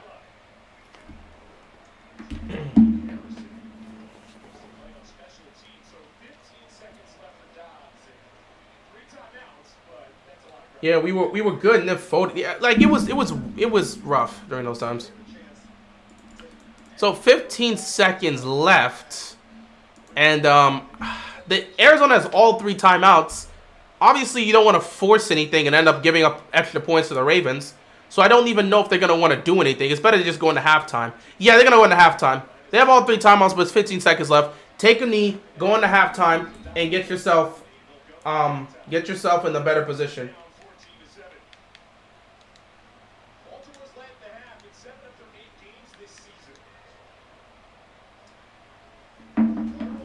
So, after one half of conflicting football, the Ravens are up 14-7. Defense is doing their job, forced the turnover. Wow, Denver's moving the ball. They're at midfield. They can get to field goal range. They got 2 timeouts left. They get in the field goal range. They can make it 17-6. But, yeah, Ravens are going to go into halftime here, up 14-7. They do get the ball back coming out of halftime. So that is good because they won the coin toss and elected to defer. So they're going to get the ball in the second half here, meaning they have a chance to potentially add to this lead. But we're going to have to see if they're able to do so. But before I go, third quarter starting off here. Seattle's got the ball because they're coming out. I guess they kicked it off. So Seattle's getting the ball first. San Francisco, it's a 14-10 game at halftime there. Broncos right now are at near midfield, and they're trying to get a field goal before halftime. So, yeah, that's the end of the first half. I will see you guys in the second half.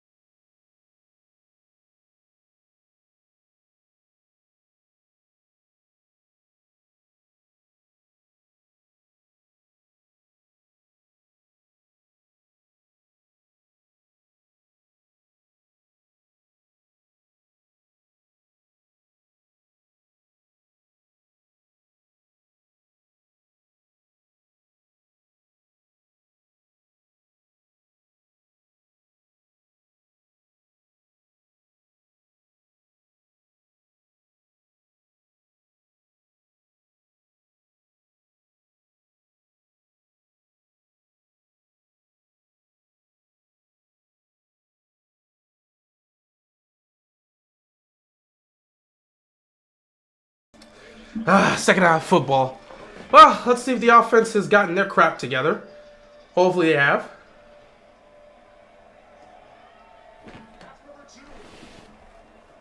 That was not a great first half by the Ravens offense. Other than the opening drive, they didn't really do anything special. The second touchdown that they got before halftime was gifted. It was basically thanks to the defense forcing a turnover. So we need to see this offense come out and perform better. Other than that, it's been penalties, it's been drops, you had a missed field goal.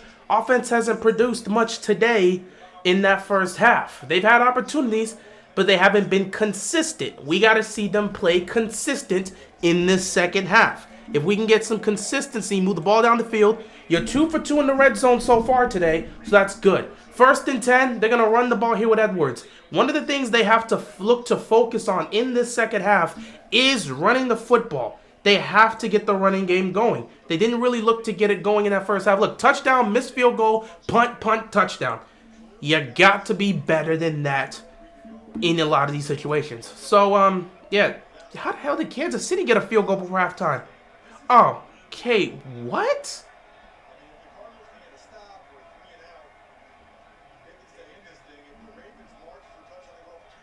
Fumble. Okay, you can't trust Denver to do anything. 2nd and 5, Lamar's going to take the snap. Lamar going deep. Lamar has nobody there. Who was he looking for? Flag on the play.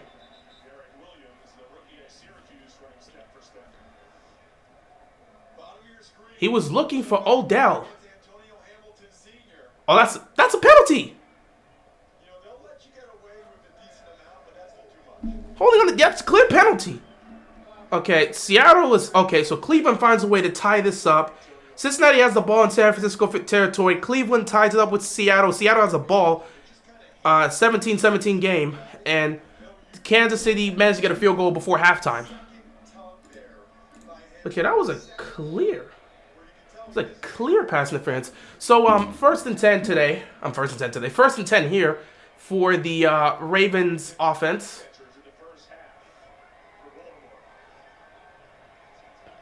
Lamar going to change it up here a little bit. Let's see what we got here. Lamar going to spread it out here. And nothing's happening on the screen there. And you lost yardage on that one, so no. 2nd down coming up here for the Ravens. That's a 3-yard loss. He spread it out, tried to get them away, tried to set up that screen, and the defender was right there. Cardinals defense read it perfectly. So 2nd and 13 here. Both teams have had 3 plays for negative yards. We have not been great offensively today. So we'll see what happens here. 2nd and 13 for the Ravens offense. Got to get something going on. Lamar's going to take the snap. Lamar's got time. Lamar's looking. Nobody's there. Lamar gets sacked. Yeah, they're about to punt this ball.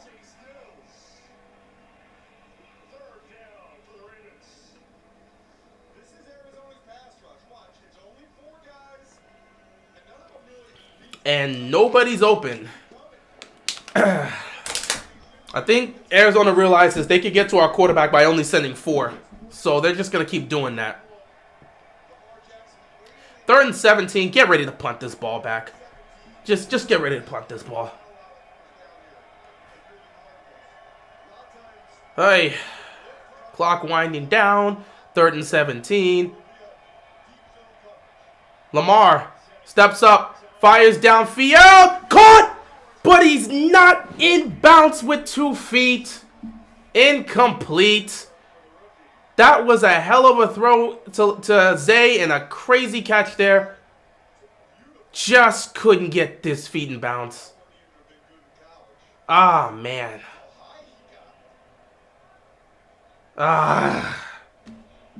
Incomplete. Flowers made the play there, just couldn't get his feet in bounds. And we got to punt the football. Now we got to go see what our defense can do for us. Our defense that is playing so well. And here comes special teams. Better make a stop here. Thank you.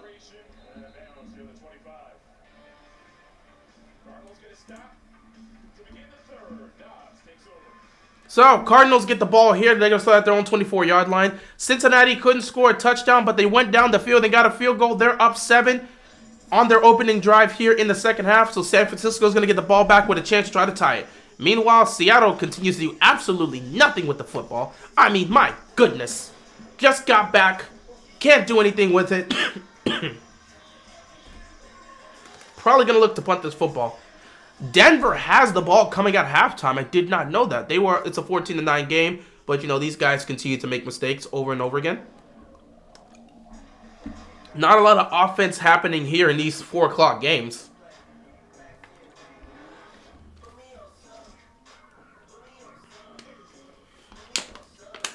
San Francisco is going to get the ball starting at their own 25-yard line. Meanwhile, Denver's at a 3rd and 5 situation. Seattle's at a 3rd and 6 situation.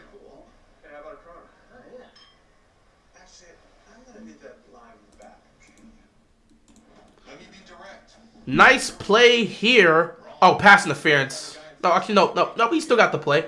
Nice play here on 3rd down for the Broncos to pick up the 1st down. Meanwhile, it looks like Geno Smith threw another pick. Geno Smith, what are you doing? You are costing your team the game. The key to beat Cleveland is to limit the turnovers. If you don't turn the ball over, you're not going to be at the mercy of their defense. Would you rather fight? I would rather fight neither. I'm getting smoked no matter what.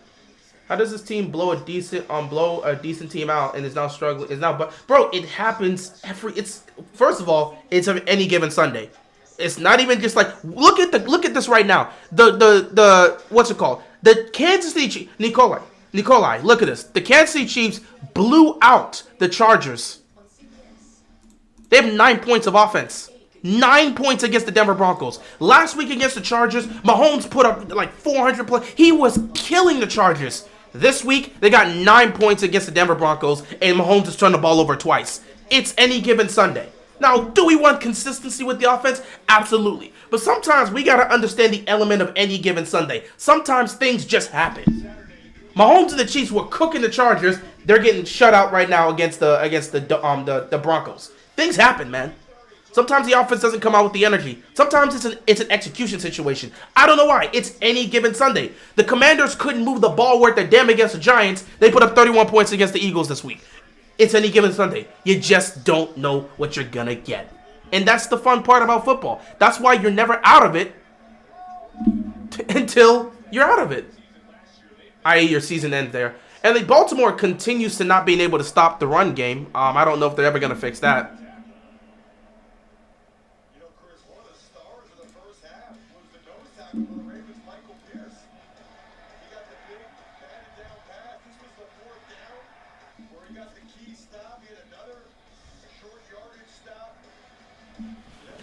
Second down and 1 here. Ravens have got to figure out how to stop this run game. They haven't. Look at this. They're getting gashed right now on the ground. So they got to get something figured out there. Eagles are the best. But their defense is trash. I wouldn't say that the Eagles' defense is trash. It's kind of suspect in some cases because they do be giving up a lot of points. I think that game against Dallas is going to be very interesting. It's not going to go the way people think it's going to. I don't think Dallas is going to have a lot of trouble moving the ball against the Eagles' defense. 1st and 10. Dobbs over the middle. Oh my God, he overthrew everybody. That could have been picked off again. 2nd and 10. He had a man open. He just overthrew him. Geno, you're killing your team right now, Geno. Geno, you're killing your team right now, Geno. Geno, you are absolutely destroying your team right now, Geno. Stop throwing picks, Geno. Stop throwing picks. Meanwhile, the Denver Broncos are at the Kansas City 29, so they're in field goal range, and they're going to pick up the 1st down. They're going to run it here, and they're going to get stopped. 3rd down and 11 coming up here for the Cardinals. Big 3rd and long situation for the Cardinals, trying to see if they can get something going in the passing game, too. Ooh. Defensive holding is what got the Broncos the 1st down. But if they score a touchdown here, Kansas City is going to have to ice. They're going to have to tighten up, bro. They're going to have to tee up. I'm serious. Michael Pierce has just been all over the run game. Michael Pierce has been the best run stopper today. He has made a lot of great plays. Shout out to him. He's been great defensively today. 3rd and 11, you expect this defense to be fundamentally sound. They don't really give up a lot of big plays on these 3rd and long situations. Deep drop back here, and he's going to get smoked by Pierce. And he fumbled the ball! He fumbled the ball! And for some reason, we just can't seem to pick up the football. Way to go, Clowney. Way to go. Come on, Clowney. Michael Pierce is just cooking right now. Was he down? I mean, I don't know if he might have been down, so they could have just ended up ruling that down, but who knows? He was down. I think he was down, and then the ball came out. But still, what if he wasn't?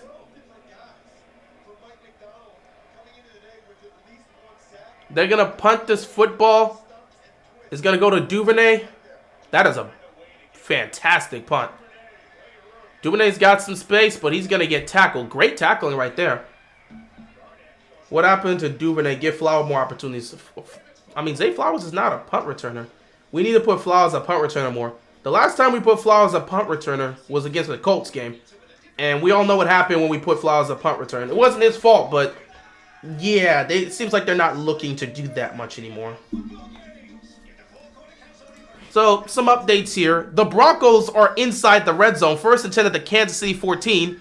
The Browns are inside the red zone as well. 3rd and 4 at the Seattle 9. And Cincinnati has the ball because I'm sure Brock Purdy just threw an interception. Or fumbled the ball, some turnover, or maybe they just got stopped. Because Cincinnati has the ball. I'm going to take a quick look at this. How did Cincy get the ball here? Oh, they just punted it. No, they just punted. Okay, so it wasn't a fumble. They just punted it.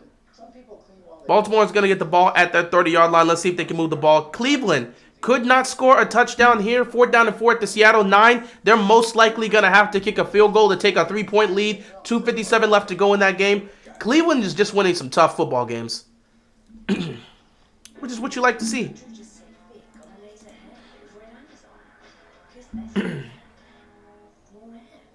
I laugh when our players can't pick the ball up. Is it really that hard to pick up the football? Buddy, that's not what you want to say. That's not what you want to say. I mean, we could throw you out on the field. You see how you feel in that moment. I don't know if that's what you want to say. I'm not saying it's difficult to pick up the football. But in those moments like that, when you are racing after the football and you're trying to make a play, sometimes you could just slip up and, you think you got the football in your hand and it just drops out. I'm not saying it's incredibly difficult to pick up the football, but sometimes we make comments where it's like, yeah, you're just a fan saying that.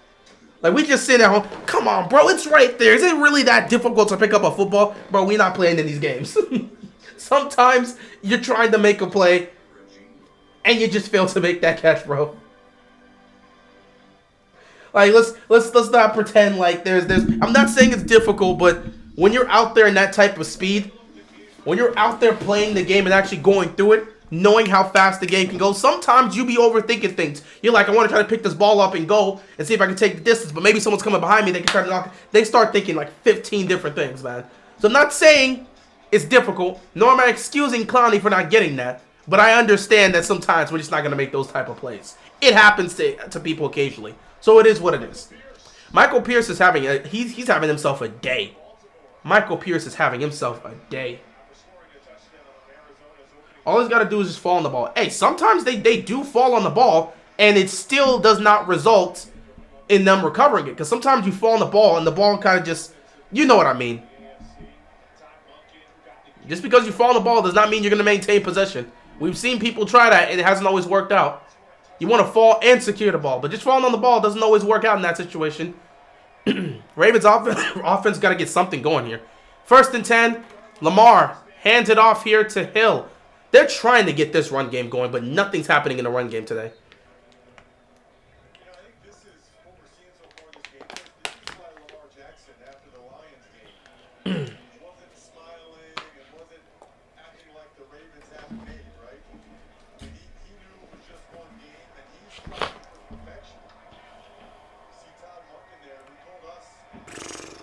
Second down and 8 coming up here. Ravens are trying to establish the run, but Arizona's giving them no space to run this football. They are staying sound, and they are making stops. 2nd and 8. Lamar in the pocket. Sidearms it to Andrews. Andrews picks up the first down, and he keeps going.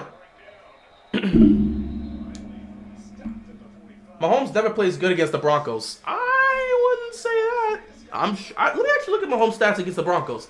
I know he's had a game against the Broncos where he's played well. I believe so. And I know Mahomes is dealing with the flu or whatever sickness he's dealing with. Let me see. Versus Denver, he's never lost to Denver. He's 12-0 for a reason. In 2018, his MVP season, he had 4 touchdowns. Had a passer rating of 125, completes 70% of his passes. 1st and 10, Lamar. Deep drop back here. Lamar's got some guys in his face here. He's looking. He's going to toss it. Incomplete. I mean, not incomplete. He's just going to toss it out of bounds. Yeah, he's had some good games against them. Last 2 years, he's had 3 touchdowns in 2022 and 2020. Yeah, he's had good games against them. I don't think Mahomes has played well against them. Oh, wow. What just happened here? Why did Kansas City have the ball? A blocked field goal? What? Wow. Yeah, okay, in 2022, he threw 3 picks, but you said he never plays good against the Broncos. Yeah, in 2022, he had that one game where he had 3 interceptions, but that's the only game where he's had 3 interceptions. He has plenty of games where he's thrown for multiple touchdowns. 2nd and 10, quick throw here to Zay, and he gets tackled immediately.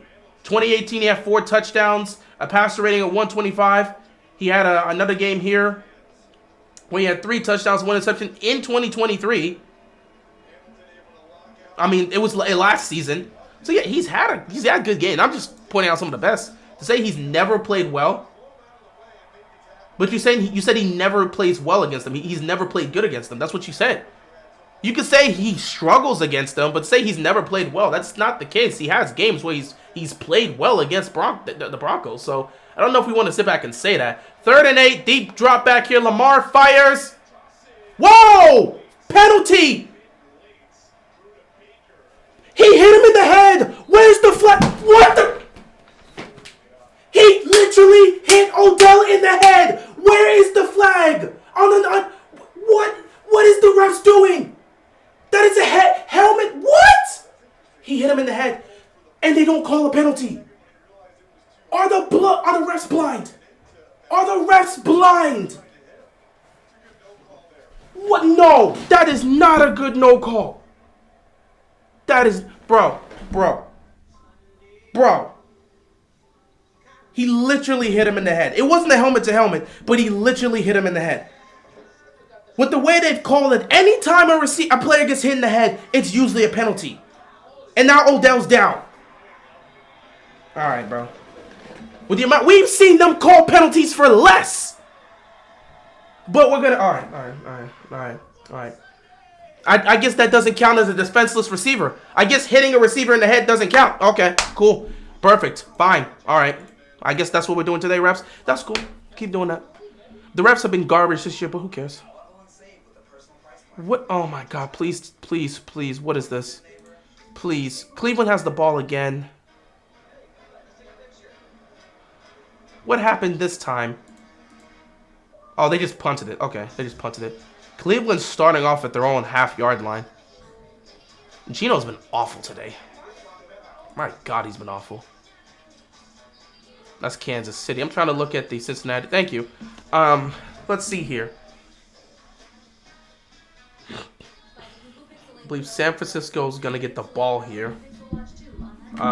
Cincinnati's still up 17-10.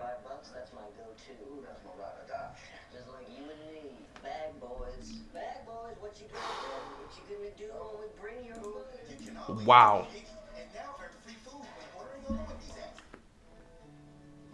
I don't even know what to say about that.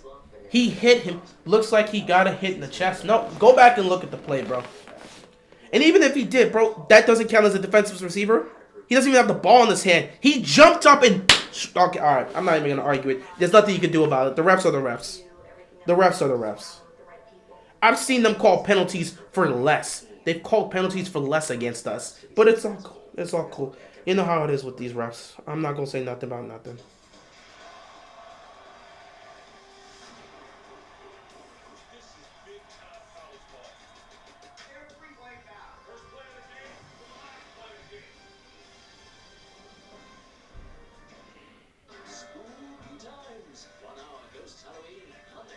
Well,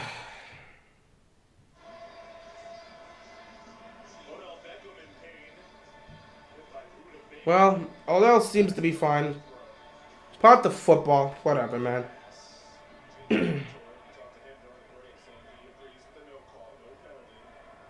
I've seen them call penalties on worse, but cool. It's fine.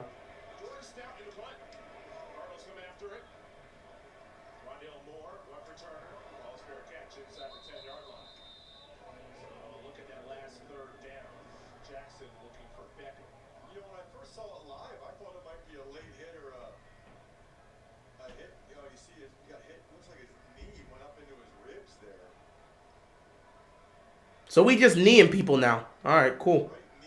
No, that's cool. We just kneeing people right now. That's perfectly fine. If a defender's ever that high on a situation like that, they usually call a penalty, but I guess not today. Let's get back into this 1st and 10. The refs have been garbage all season with every team. Nice stop here. Next time we get a good run play, blow Baker up. I'm not trying to get a flag for no reason. Because, I mean, if you try to just hit him, all of a sudden they call a flag on that one. I'm not trying to deal with that. It's so interesting because different teams have different philosophies regarding off-the-ball linebackers, but obviously the Ravens saw the success that they had with Brandon Lewis and some of the guys. 2nd down and 10 here. They're going to run this again in the Ravens. Ooh, he almost broke free, but another good tackle there. All right, 3rd down coming up here. Let's see if the Ravens can force a 3 and out. Wow, the Chiefs are at the 49. San Francisco with the ball. They're in Cincy territory? Wow, hold on for a second. 3rd and 5. They're in Cincy territory. They're looking to try to tie this game up. 3rd and 1 at the Cincinnati 25. 3rd and 5. Can the Ravens get a stop here? Cardinals need this right now. Gotta see if they can get something going here. Can you get somebody short? Over the middle. You got a man wide open. Yeah, that's a miss by Patrick Queen. That one is a miss by Patrick Queen. 1st and 10 for the Cardinals. Seattle has the ball at their own 12-yard line. They're trying to get out of that space. Meanwhile, the Niners are trying to tie the game up. Kansas City with the ball in Denver territory, looking to try and take the lead. But this Denver defense has been giving them problems today.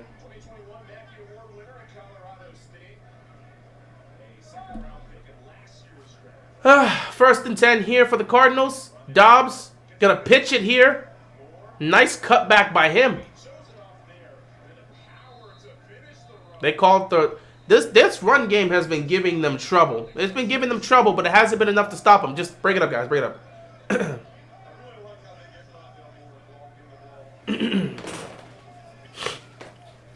The running game has been giving, and obviously it's a good plan. I think it's a good way of executing, which is why Baltimore is trying to establish their run, but they can't. All I'm gonna say is, with the way the running game's looking today, trust me, the Costa's going to be looking for a running back. I don't know if they're gonna be able to get one, but they're going to look for a back somewhere. Any way they can get a back, because the run game today has not been it, Chief.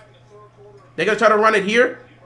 And Ravens got on that one and made a stop. 3rd down coming up here once again. He might have lost the yard, so this might be 3rd and 5 again. No, he just got back to line of scrimmage. So this time it's a 3rd and 4. PJ Walker is that guy, making the Browns better than Deshaun every time he plays. Yeah, Purdy's playing. And for PJ Walker, I'm just saying, they should just keep him in. You said Deshaun Watson is hurt. Okay, let Deshaun Watson heal up. PJ Walker is carrying right now. Well, he's not carrying, but he's doing a damn good job running this offense. He's been the best or the most consistent producing quarterback out of all of them so far. 3rd and 4. Dobbs has time. He's going to fire. Oh, it's dropped. Oh, my God. That would have been a beautiful catch. Incomplete. Incomplete. Hamilton with the defense right there, forcing the incompletion. Hamilton just runs it down. And they're not able to make the catch. They're going to have to punt this football.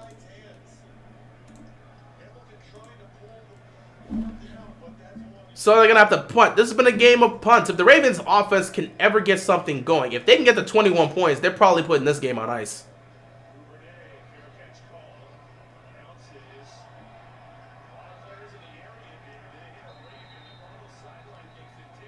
It didn't.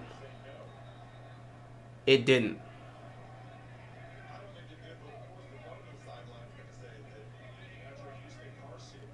Did it hit a Ravens player?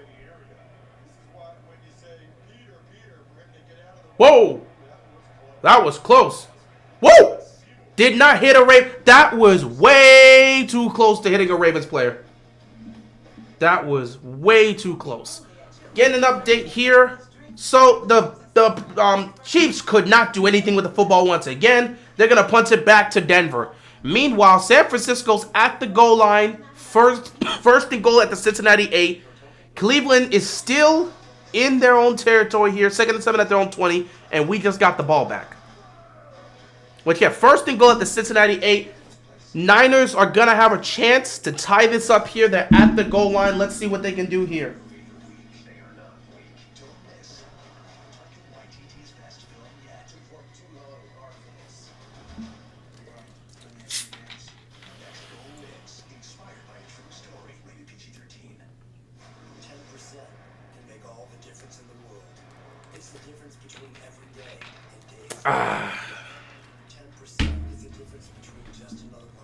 Got to see how things are going to go. So Ravens going to get the ball at their own 40-yard line. Meanwhile, Cleveland is trying to get out of their own goal line. So Seattle doesn't do anything. And the Chiefs can't do anything with the football, so they're going to have to bring the defense back out there. And Cincinnati is trying to hold off here. Wow. Are you kidding me? Brock Purdy just threw a pick. Brock Purdy at the goal line just threw an interception. Wow. I don't even know what to tell you, man. Brock Purdy just throwing interceptions for absolutely no reason. Why not start by throwing the football? Not throwing the football. Why not start by running the football? Is McCaffrey out here? Oh, Cincinnati's about to go score. Huge play to T. Higgins now. So, Christian McCaffrey's out here. Why not start by running the ball?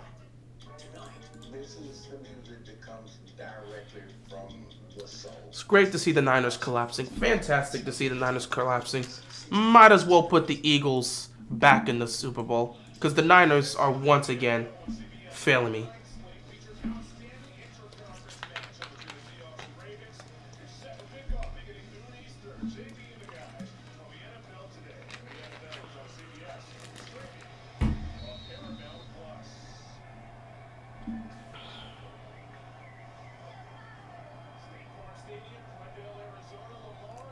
First and 10 here, under center for the Ravens. Probably going to look to try and get this running game going because they only have 35 rushing yards. It's weird to say that. Edwards gets tackled right there. Good sound tackle right there. Gus is not it. I guess not. I mean, he was it last week when he was running and doing all of what everything he was doing against them last week against the Lions. No one was saying he was not it last week, but all of a sudden this week he's not it. All right. Not going to give credit to the Cardinals for how they've been sound and have dedicated their defense to focusing on zoning in on the Ravens run game. Not going to give the Cardinals credit because they're not backing off on pressure at all. They're not backing off. They're literally standing tall for the run game. 2nd and 8. Oh, Lamar just gets sacked. Oh, this is about to be a quick 3 and out. This is about to be a very quick 3 and out.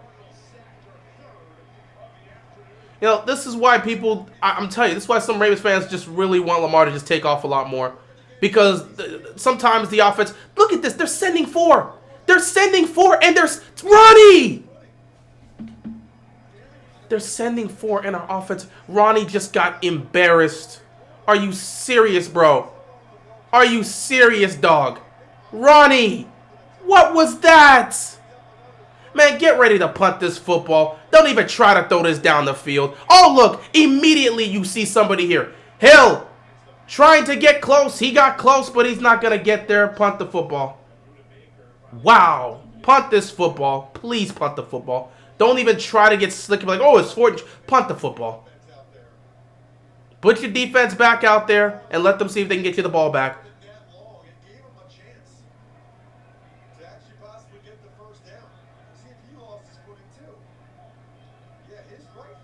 Bro, they're slipping on this turf. What is with this turf? It is very slippery. Another punt. What is with this turf? You got players slipping and sliding everywhere. What is with this turf?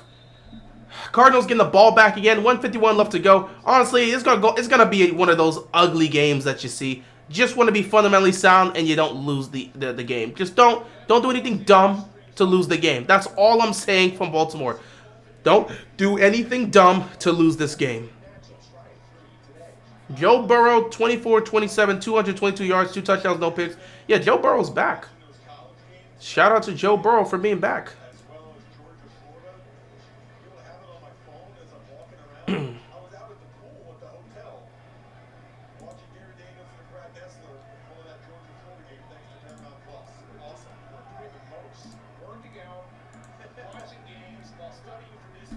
First and 10. Play fake here. Dobbs fires. Picked off. Is that Geno Stone again? Geno Stone with 5 interceptions on the season.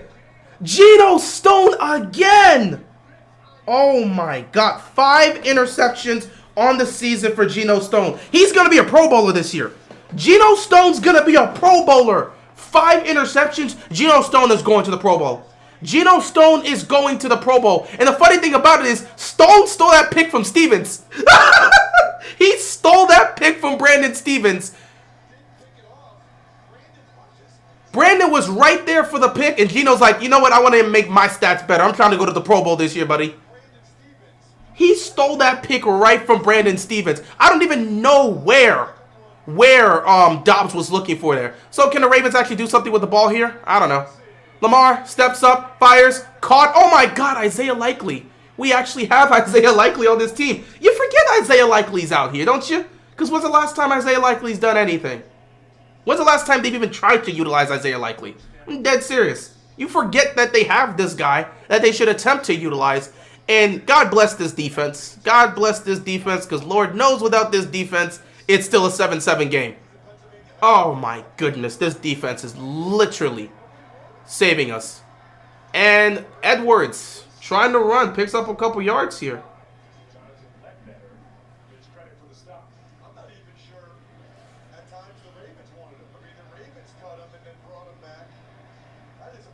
Bro, Geno Stone's going to be a Pro Bowler this year. He has 5 interceptions on the season. He's going to be a Pro Bowler. That man made a personal goal this year to get 3 interceptions. He's got 5 in 8 games. Edwards, touchdown!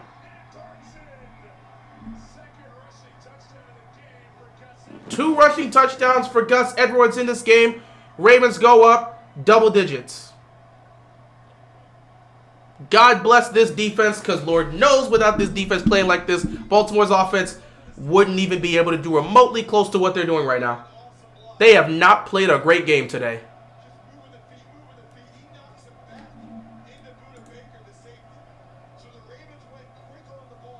Niners have the ball again.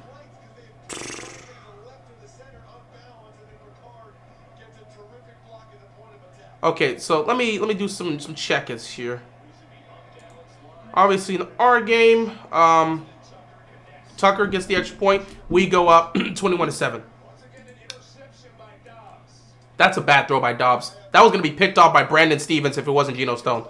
So, Cleveland, P.J. Walker, 15-27, 248 yards. A touchdown and the pick. They're up 20-17. Geno Smith, 16-28, 187 yards. A touchdown, 2 interceptions. He's been bad, but they do have the ball, and they're going to try to go down the field and put some points up here.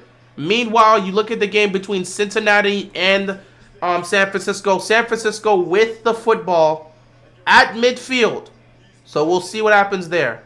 Last but not least, the game between Kansas City and Denver. Denver has the football. Again, nothing is going well for the Kansas City Chiefs right now.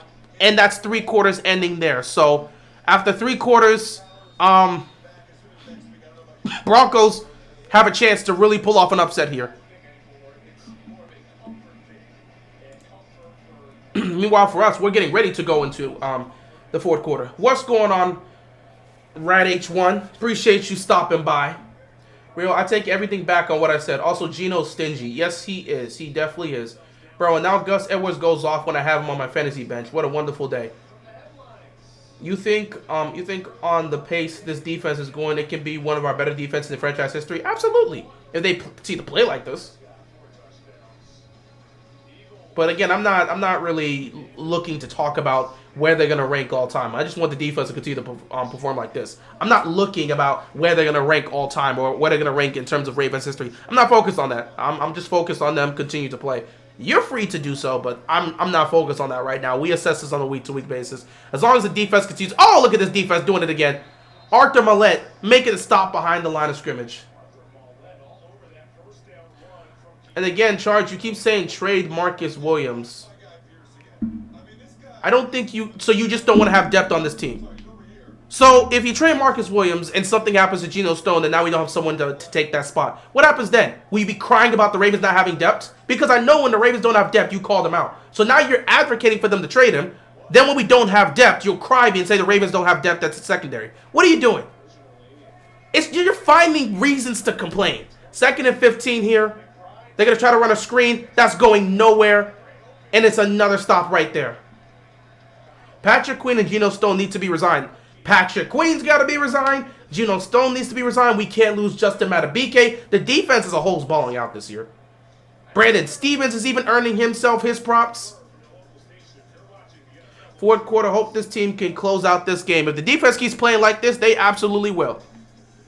We would draft a player that can actually walk on the field without getting injured. Are you sure about that? We drafted Deshaun Elliott. You forget we brought Marcus Williams here because Deshaun Elliott couldn't stay healthy. Are you guaranteeing the person we draft is not going to get hurt? Because the big reason as to why we ended up drafting Deshaun Elliott is because we had a safety that couldn't stay healthy. So you guarantee we're going to draft a player that can stay healthy. All right, bro. Y'all be chatting sometimes. Y'all just be chatting as if you don't know football is a physical sport and injuries happen any single time. Kirk Cousins has been the standard quarterback for the Vikings. Never missed a game. Tore his Achilles today. He's gone for the season. Injuries happen at any time, and you're never going to be able to predict it. You can't guarantee the person you draft isn't going to have any injuries. We drafted Rashad Bateman. Did not have a single bit of injury history in his time in college. He's come here, first 3 years, nothing but injuries. You can't guarantee the player we draft doesn't suffer injuries. Like, y'all be chatting just to chat, man. We, as a fan base, we have spent years crying and complaining about the lack of depth in the secondary. Now we have depth in the secondary, and you want to trade those pieces away. All right, bro. Okay, man. You got it. The Broncos are trying to hold them off. Seattle with the ball trying to do something. San Francisco with the ball trying to do something. Oh, boy. San Francisco having 10 points is crazy. Seeing the 49ers with 10 points. Bro, the Niners are just slowly falling off, and I don't even know what to say. I expected better from them, but they're getting worse. Brock Purdy is starting to unravel the same way Jimmy Garoppolo was unraveling. And it's becoming an issue. Seattle, and especially San Francisco, they have to score a touchdown, bro. They need that.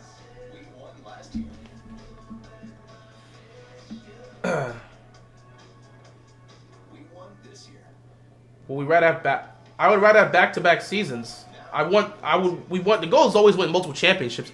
That's cool to have a perfect 20-0 season. But if you have a 20-0 season and the following season you miss the playoffs, people will talk about that.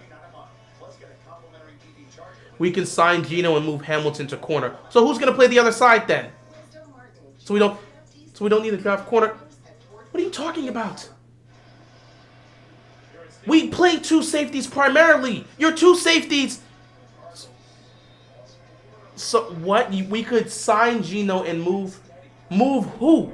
Hamilton to corner. Why would we move Hamilton to corner? Purdy threw another pick. I'm done with this guy. I'm done. Cincy, congrats on your win. Purdy's trash now. He's being exposed.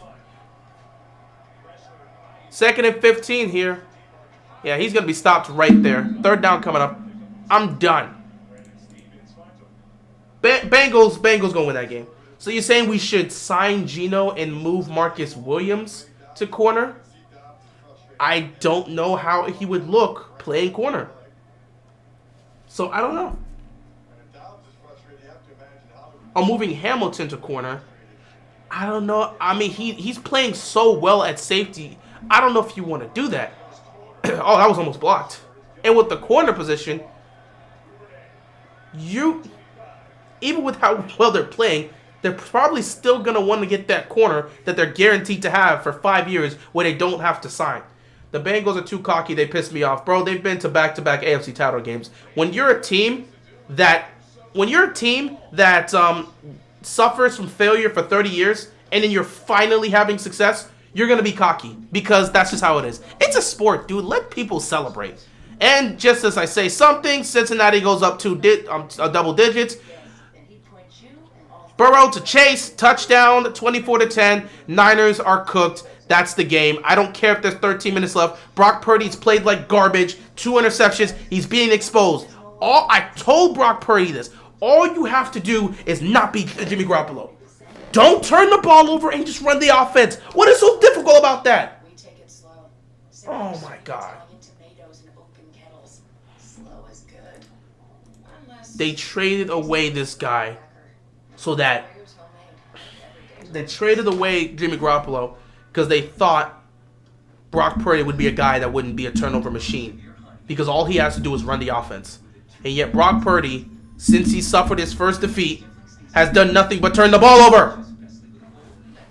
What is this guy doing?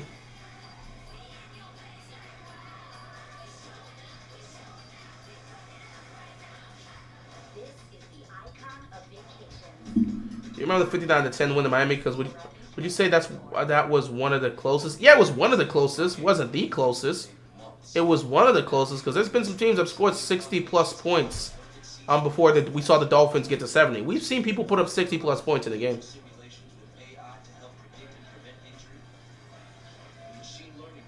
What's next for the Commanders? Another repeat season? The next step for the Commanders is to wake up and realize that Ron Rivera needs to go. Ron Rivera needs to go, and Jack Del Rio needs to go with him. You're really making all of this by hand. Oh yeah, the avocados are hand mashed. Again, I don't know if the Ravens would want to move him at corner. Hamilton's playing so well at safety, I don't know if they want to change him to corner. So I don't know if they're willing to do that. And again, I know you're trying to mix it around, but I don't see them moving Hamilton to corner. That's just not something I see. That is not something I see. They could try it. I just don't see them doing that.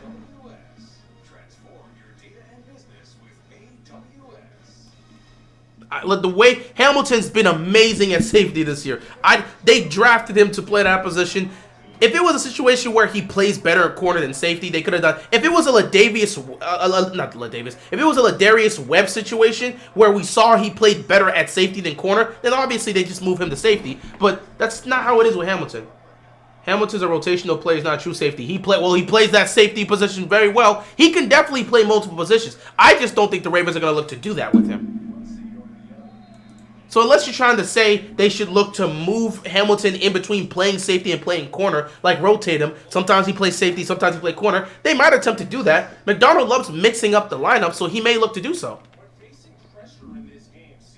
So do the Commanders make their offensive coordinator? They should just go ahead and make him the full-time head coach. They should just go ahead and make him the full-time head coach. Second down here for the Ravens, 2nd and 2. Let's see what this offense can do. They're going to run the ball again because they're trying to establish the run game. And Gus Edwards is starting to get some running space here. First down picked up here for the Ravens. Hamilton better than Humphrey? Are you trying to say like he's better at his position than safety than Humphrey? Or what are you trying to say here? Not exactly sure what you're trying to point to here. And y'all always like to test Marlon Humphrey. Y'all always be trying to say, oh, this guy's better than Humphrey. That guy's better than Humphrey. Then when Humphrey's not there and we're missing a key element against some of those top receivers, all of a sudden we want to start crying, man, I wish we had Marlon Humphrey. Or when we keep telling to those opponents, man, you lucky Marlon Humphrey not there. So all of a sudden we want to say all these guys are better than Marlon Humphrey. And then out of nowhere, when Marlon Humphrey's not there and we don't have that guy to target the number 1 receiver and he's going off, damn, they celebrate. Like when we would deal with Cincinnati and Marlon Humphrey's not on the field, man, y'all celebrating because Marlon Humphrey not here. Or against the Dolphins when Humphrey got hurt and Tyreek Hill went free release. Oh, yeah, well, the only reason Tyreek Hill was doing that is because Marlon Humphrey's gone. Y'all really like to be testing Marlon Humphrey, bro. Y'all really like to be testing Marlon Humphrey. Move Geno to corner. Again, I don't know if they want to do that. especially with the way he's playing at safety.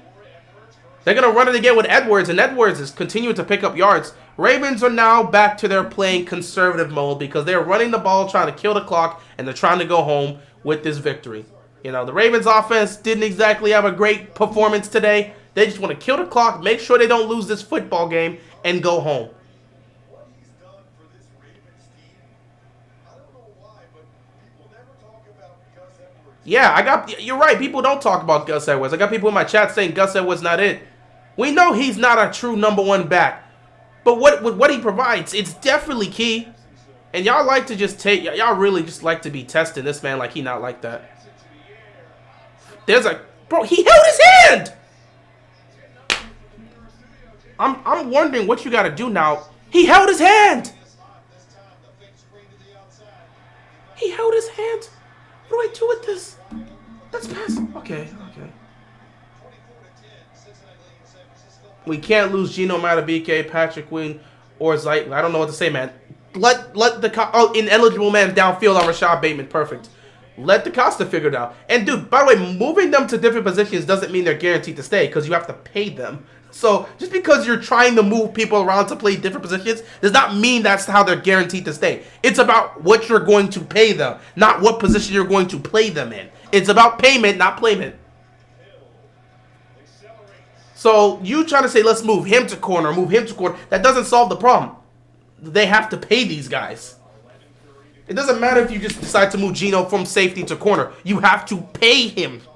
It doesn't matter if you say moving Hamilton here or Marcus Williams there. No, it's about the well, you don't have to worry about Hamilton for a while, and Marcus Williams already has his deal. But guys like Geno Stone, guys like Patrick Queen, guys like Justin Matabike, hell, even Brandon Stevens is in the conversation. Those are the situations you got to look at there. So the Ravens are just going to run this clock down, not really going to look to force the ball. You know how the Ravens like to do things on offense. Actually throwing here, surprisingly. Lamar's going to step up because nothing was open. He's going to pick up a yard. Lamar needs to run more. He holds the ball too long. He's holding the ball too long because he's looking down the field to make a throw.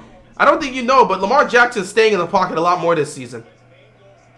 I think it can help our offense. I'm past the point where I want to over-rely on Lamar Jackson's legs. Lamar Jackson, I'm fine with him staying in the pocket. Now, he can break the pocket to try to extend the play, but I'm not sitting there saying he needs to run more. However he feels like it is however he feels like it. If he wants to run, take off. But him staying in the pocket, I'm perfectly fine with that. He's going to pass it here. It's going to be caught by Bateman. So it's going to be 4th down here.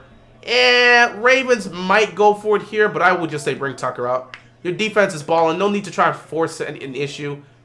Then again, it depends. If Lamar wants to go for it, they'll probably go for it. But, I mean, I'd probably just look to just, you know, bring out Tucker, kick a field goal, go up 24. Yep, that's just the play. Go up 24-7 and just call it a day.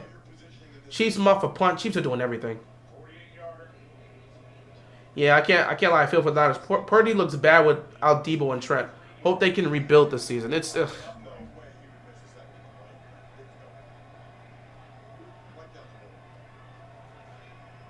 yeah, you already know Tucker's not missing this. Kick is up. It is good. Ravens up 24-7. Everything's smooth sailing for them. Not the cleanest game for them, but they're doing what they need to try and win this game. I'd pay Geno Stone and Patrick Queen, tag Matabike if we have to. I could see us retaining at least 3 of these guys, but we can't afford them all. We'll see. We'll see what happens. Update here. Niners went down the field. It's 3rd and 6 at the Cincinnati 14 with 10 minutes left to go. Cleveland and Seattle are just trading away a bunch of nothing. Denver's at the goal line. 1st and goal at the Kansas City 9-yard line. What?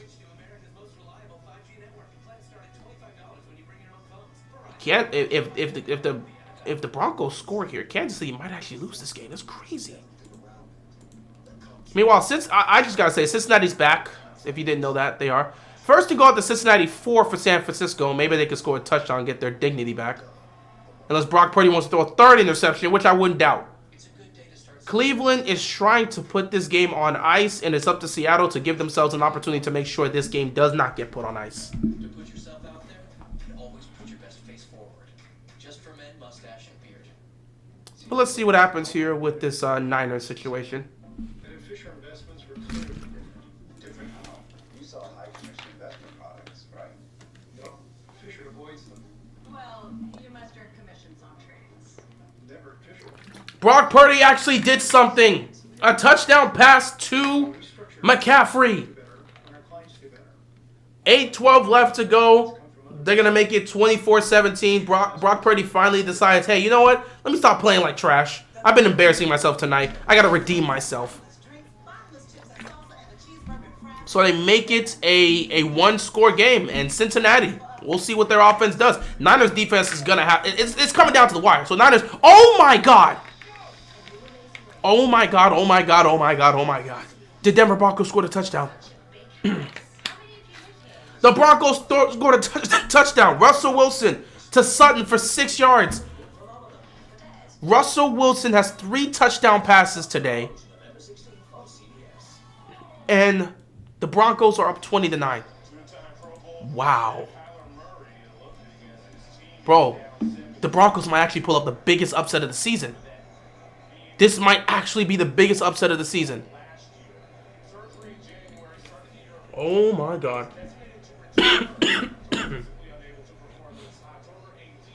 Watch everyone make excuses for Mahomes if they lose. They already talked about him being him being sick, so they've already declared this to be the flu game for Mahomes. They'll just say Mahomes had the flu.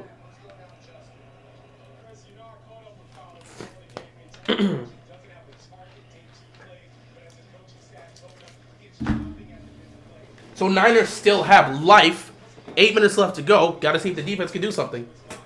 Jets haven't beat the Patriots since 2015. That is true. Oh, wait, what is Sunday Night Football? Oh, God. Chicago and the Chargers. And I don't even know if Justin Fields is playing or not. Oh, God, no.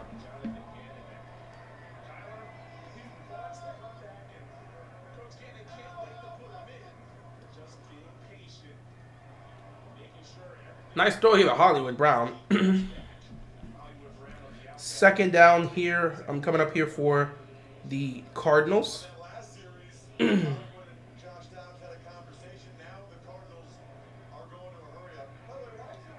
they're going to play hurry-up offense here. That's cool.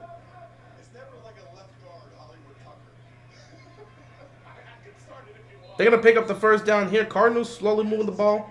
Trying to get something going here. Brock finally does something meaningful. Bro, he threw across the field. He really could have been picked off if he... Wow. Hey, man, I guess you got to be happy that he wasn't picked off.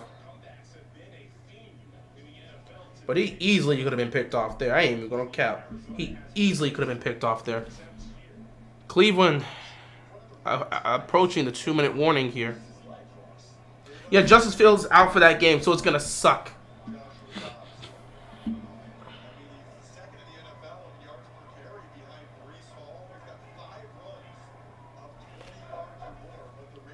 Second and 5 here.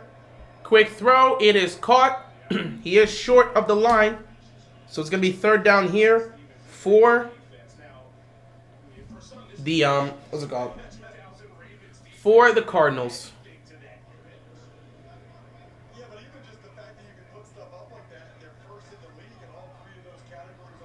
Yeah, the Ravens defense playing out of their mind. If we can't win a chip with this, we are cooked.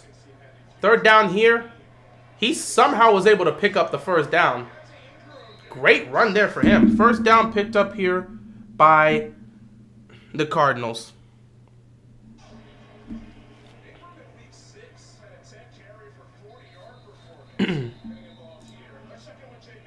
Seattle got the ball? Did PJ Walker throw a pick?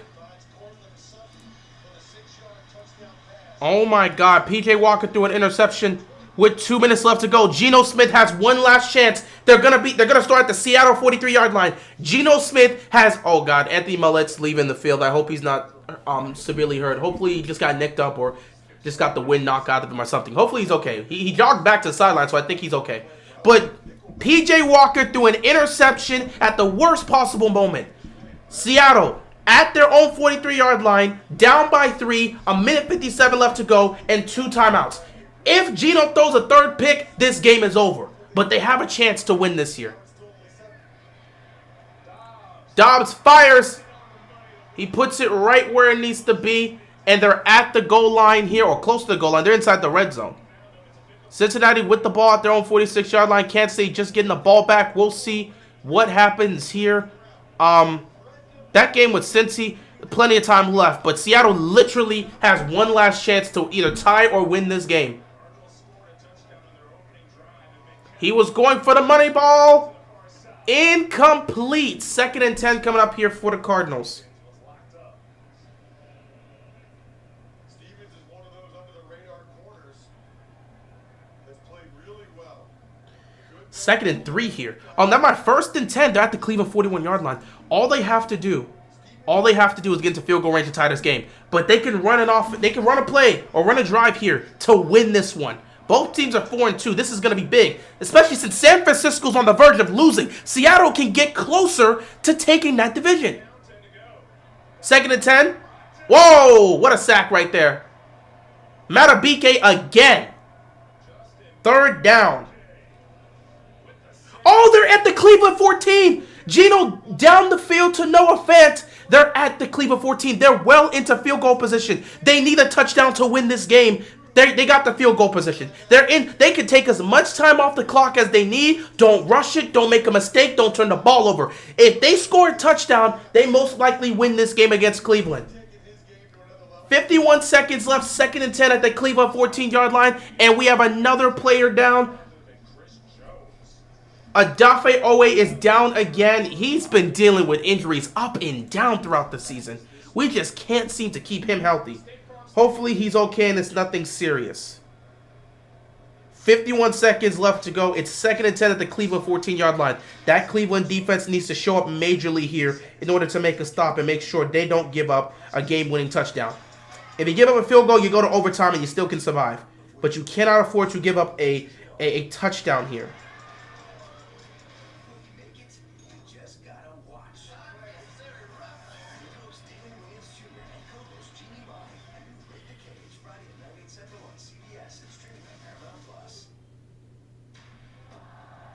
This is going to be tough, man.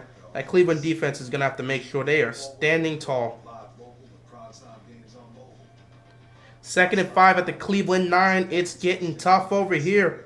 If they score a touchdown, they're going to win this game. There's not going to be enough time left.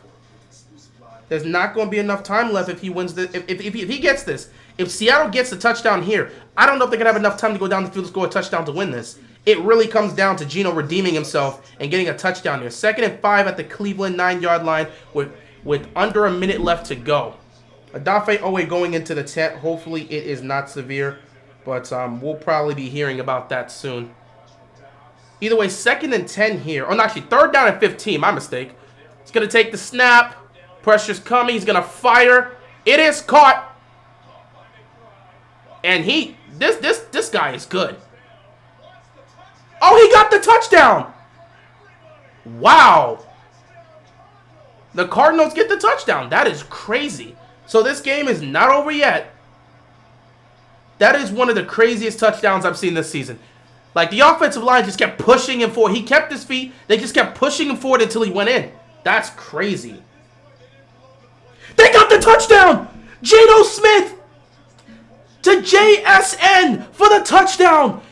Seattle takes the lead with 38 seconds left. Oh my God. Geno Smith got the touchdown. If they get this extra point, Cleveland's going to have 38 seconds left. Let me see.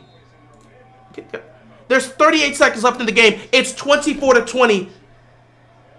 And they're going to get the 2-point conversion to make it 24-15. So this game isn't over yet. Baltimore better get themselves prepared. This game is not over yet.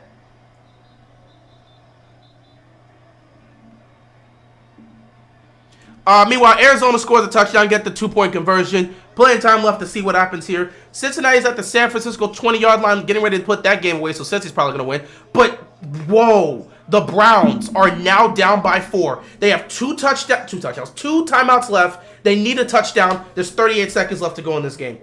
This is serious. This is really serious. Wow. I'm surprised the refs didn't blow the whistle there. They just let it happen. That was one of the weirder ones. They just let it happen. Usually they would have blown the whistle long ago, but they just allowed that to happen. Yeah, because the refs are clearly on something this year and they don't seem to care. Maybe y'all need to pay them some more money or something. I don't know. Maybe they're feeling themselves. They're like, man, we're not getting paid enough. Pay us. I think they may need to get paid. I think we gotta pay our refs more money for them to actually care to do their jobs. Because this is just nasty. Cincinnati's first and goal at the 9. Cincinnati's gonna win that game. What matters right now is if Cleveland can pull off the comeback here. Because Seattle just took the lead. Cleveland has 2 timeouts and 38 seconds left to go. They have to go 75 yards down the field to win the game. They cannot get a field goal. They need a touchdown to win this game. Wow. Meanwhile, Baltimore's coming up here with 6.5 left. Baltimore's offense understands that if they don't put up any more points, they're in the danger of blowing this lead. Something they've been doing in the past, which we're not really surprised by, but you know, it is what it is.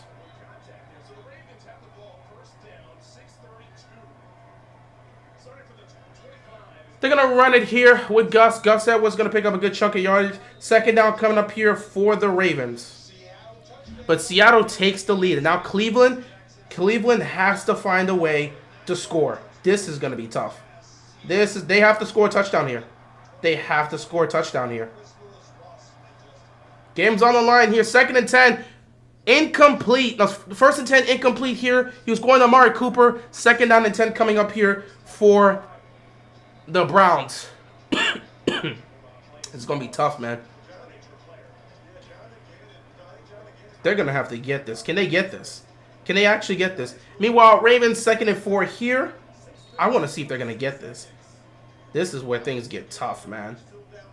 If you're Cleveland, your defense has been holding on for so long. To give up that touchdown last second would be killer. And they did. Now you got to find a way to go 75 yards. 2nd and 4, hand the ball off again, and here comes Gus Edwards. He's going to be short, so it's going to be 3rd down and 1.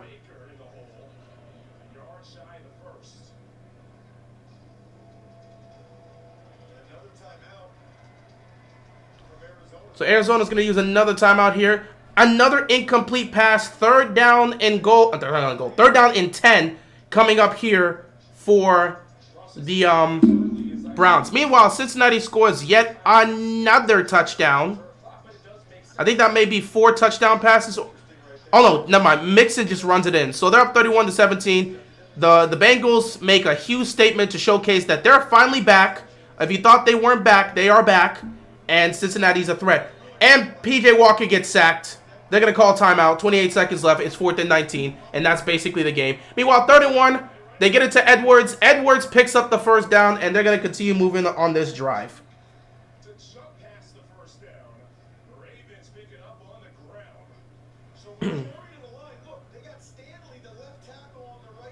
This is one of those games, bro. They're just going to run it. So, yeah, the Chiefs are in trouble. Let's say this. The Niners have lost the game. This is a statement win for Cincinnati to showcase they are back. The Chiefs are on the verge of losing this game. And and Cleveland, they're about to lose this game. It's 4th and 19 with 22 seconds left. They got 1 timeout left. It really all comes down to this play. Cleveland's about to lose a game they had relative control of. And Seattle's going to find a way to sneak away with the win here and go to 5-2. With the Niners losing, Seattle's going to be in 1st place in the NFC West.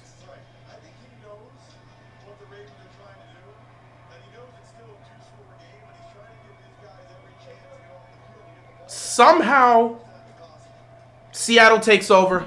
Game is over. The Seattle Seahawks are gonna beat the Cleveland Browns 24-20. They advance to 5-2. Browns fall to 4-3. Meanwhile, Cincinnati has basically made this a 14-point game again. San Francisco's basically cooked, and it looks like Cincy's going to showcase that they are back in action. They are not going anywhere in the AFC North, and with San Francisco falling to 5-3, Guess who's going to be first in the NFC West? The Seattle Seahawks. Would you look at that?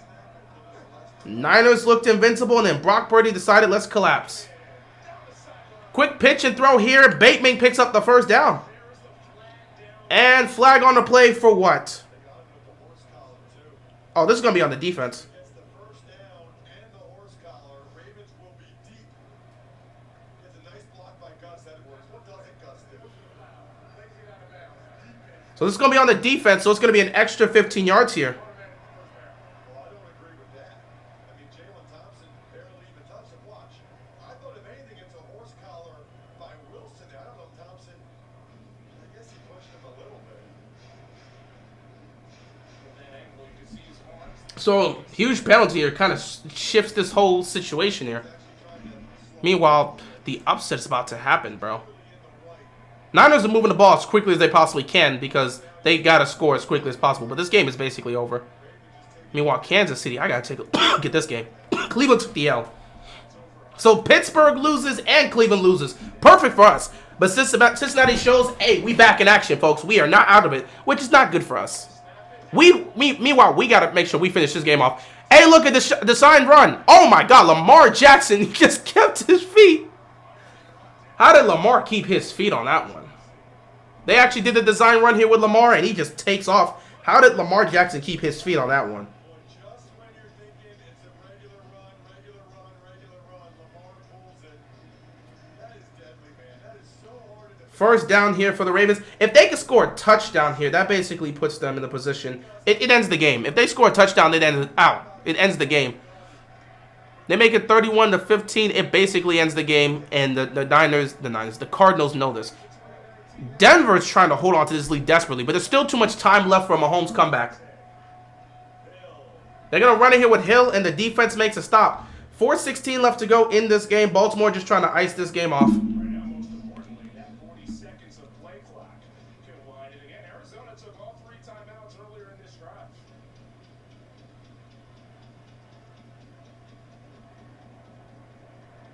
Ravens lead 2 scores.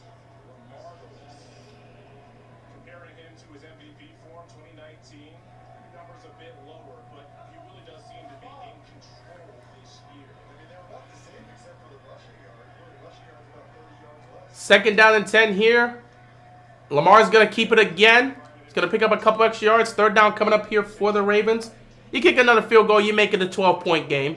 They're trying to kill as much time as possible. Arizona doesn't have any timeouts left, so there's no reason to try to force anything. Third down and 7, just run it.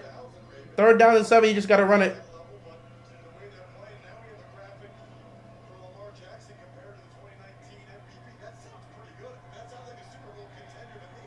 So if Lamar Jackson keeps playing like he did in 2019, and the defense is even close to the 2000 defense. Third and 7 here. Not the cleanest game for the Ravens today, but again, a win is a win. You just get ready for next week. Lamar's going to take the snap. Lamar's looking. Floats it. Odell had a chance, bro. And there's the pass interference call. Finally, he gets a call today. He wants a touchdown. He's so mad. He wants that score. He doesn't want to pass interference penalties. They should show up in the stats, but they don't. That's clear pass interference. I'm not going to lie. OBJ wants that touchdown badly. Bro, you're at the 1-yard line. Just run something for Odell, bro. He is desperately searching for that touchdown. He is desperately searching for that touchdown. Just give it to Odell at this point. Run a quick pass and just throw it to him and see what he... Look at this. Odell's on the sideline. He's pissed. Ooh, he is pissed. Odell is pissed. He just threw his helmet on the floor. You know Odell badly wants that touchdown, bro.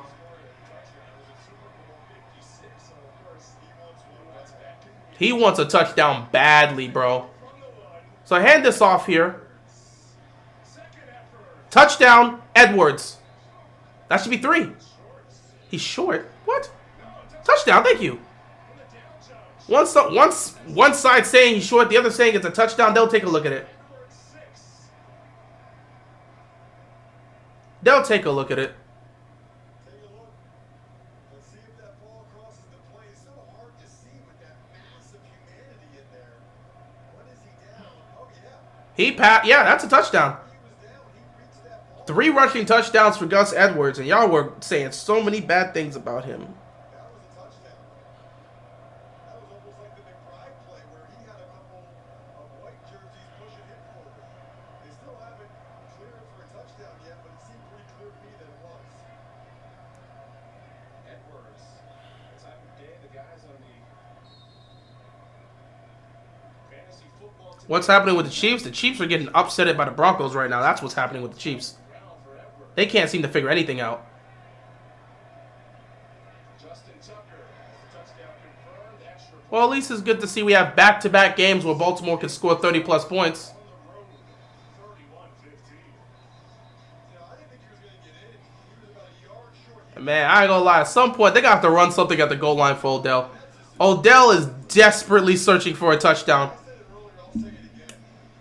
One of the most underrated and underappreciated players in the entire NFL. I feel like he's almost always like an afterthought when you talk about the Ravens skill guys or good running backs in the NFL. When he's healthy, all he does is just produce. Turn into a vintage Ravens. All right, so pretty much ending this game here. I want to see if there is... Whoa! Mahomes threw another pick. Yeah, this is Mahomes' worst game of his career. 23 of 37, 231, 2 interceptions, and a fumble. Mahomes just can't do anything right. And the Broncos are going to upset the Chiefs. I cannot believe this. The Broncos are going to upset the Chiefs. Wow. I don't even know what to say about that. The Broncos are going to upset the Chiefs.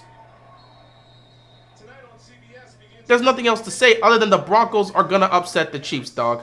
by Yellowstone. This is wild. CBS Sunday. Cincy with the ball again, pretty much getting ready to ice this down. We don't really need to say much about much. Be that number 1 seed if they can keep the performances up that they've had the last couple of weeks. Ravens fans, if they win and the Chiefs lose, look at the The Chiefs, oh my God, I didn't even think about it. Oh my God. Oh my God. I didn't even think about it. If the Chiefs lose, they're 6-2. Jacksonville won, they're 6-2. We're also gonna be 6-2. Yo, how? Oh my God. We actually have a shot for the 1 seed. I didn't even think about that. Let me take a look at the standings real quick. I completely forgot about that. Miami 6-2. We're about to be 6-2, and Jacksonville's gonna be 6-2. Meanwhile, it's gonna be 6-2 again. Whoa! It's gonna be another 6-2 here for the Chiefs because they're about on the verge of losing. Yo! So you're gonna have 4 teams in the AFC, all at 6-2. Kansas City, Baltimore, Jacksonville, and Miami. The 1 seed's up for grabs at this point. Brownie's right there. He's having a really good season. Now, unfortunately, we're not going to be the 1 seed after this because if we're going to compare by conference records, the 2 losses we've had in the conference, the 2 losses we've suffered this season have both happened in the AFC conference, the Colts and the Steelers. Miami is lost to the Miami lost to the Bills, but they also lost to the Eagles. So that's 1-1. They have 1 loss in the conference. Mahomes, 1 loss in the conference. Jacksonville, 1 loss in the conference. Obviously, that would have kept the clock going. So we won't be the number 1 seed, but we got the same record as them. Feel that the runner was out of bounds. Timeout. And the Chiefs play the Dolphins next Sunday. That is true. Meanwhile, we got Seattle next week. Who does Jacksonville have? It doesn't matter. If it comes down to Baltimore and Jacksonville, that's going to be settled later on in the season. Because Baltimore and Jacksonville meet up later on down the season. Jaguars next week. They got the Niners. But with the way San Francisco's playing, is that really a game where we can sit back and say, oh yeah, the Niners can win that one? That's a tough game, no question. But the Niners are getting handled right now.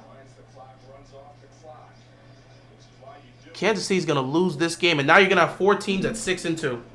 You're going to have 4 teams at 6-2 in the AFC. Things become a whole lot more interesting. And with the reemergence of the Cincinnati Bengals saying, hello, allow me to reintroduce myself. Now you're going to have a situation here where it's going to be a battle. Oh, it's going to be a battle. Any given Sunday. Niners could look bad this week and play amazing next week. True. Seattle was able to beat Cleveland. We could also lose to them. Like, nothing's really guaranteed right now. The Broncos are about to beat the Chiefs. Oh, my God. It's anybody's conference at this point for the number 1 seed. We have a legit battle for the number 1 seed right now. You're going to have 4 teams at 6-2.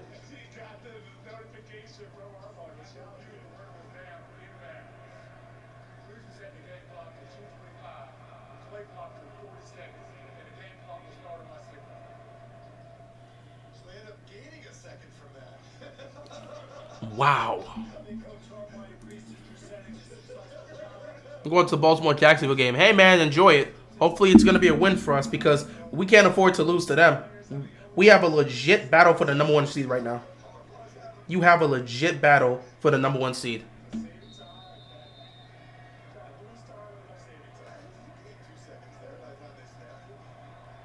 Cardinals just trying to see if they can put up some points just before the game comes to an end.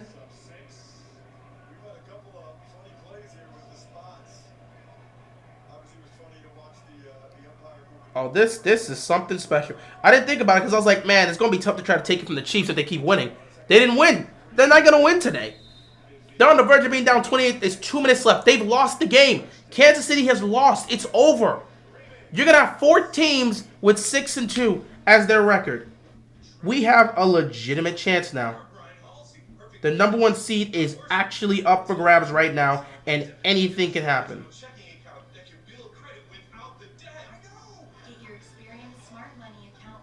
This is wild. This is wild. I didn't even think about that. That legitimately did not cross my mind. You're going to have 4 teams now, all with the same record in the AFC.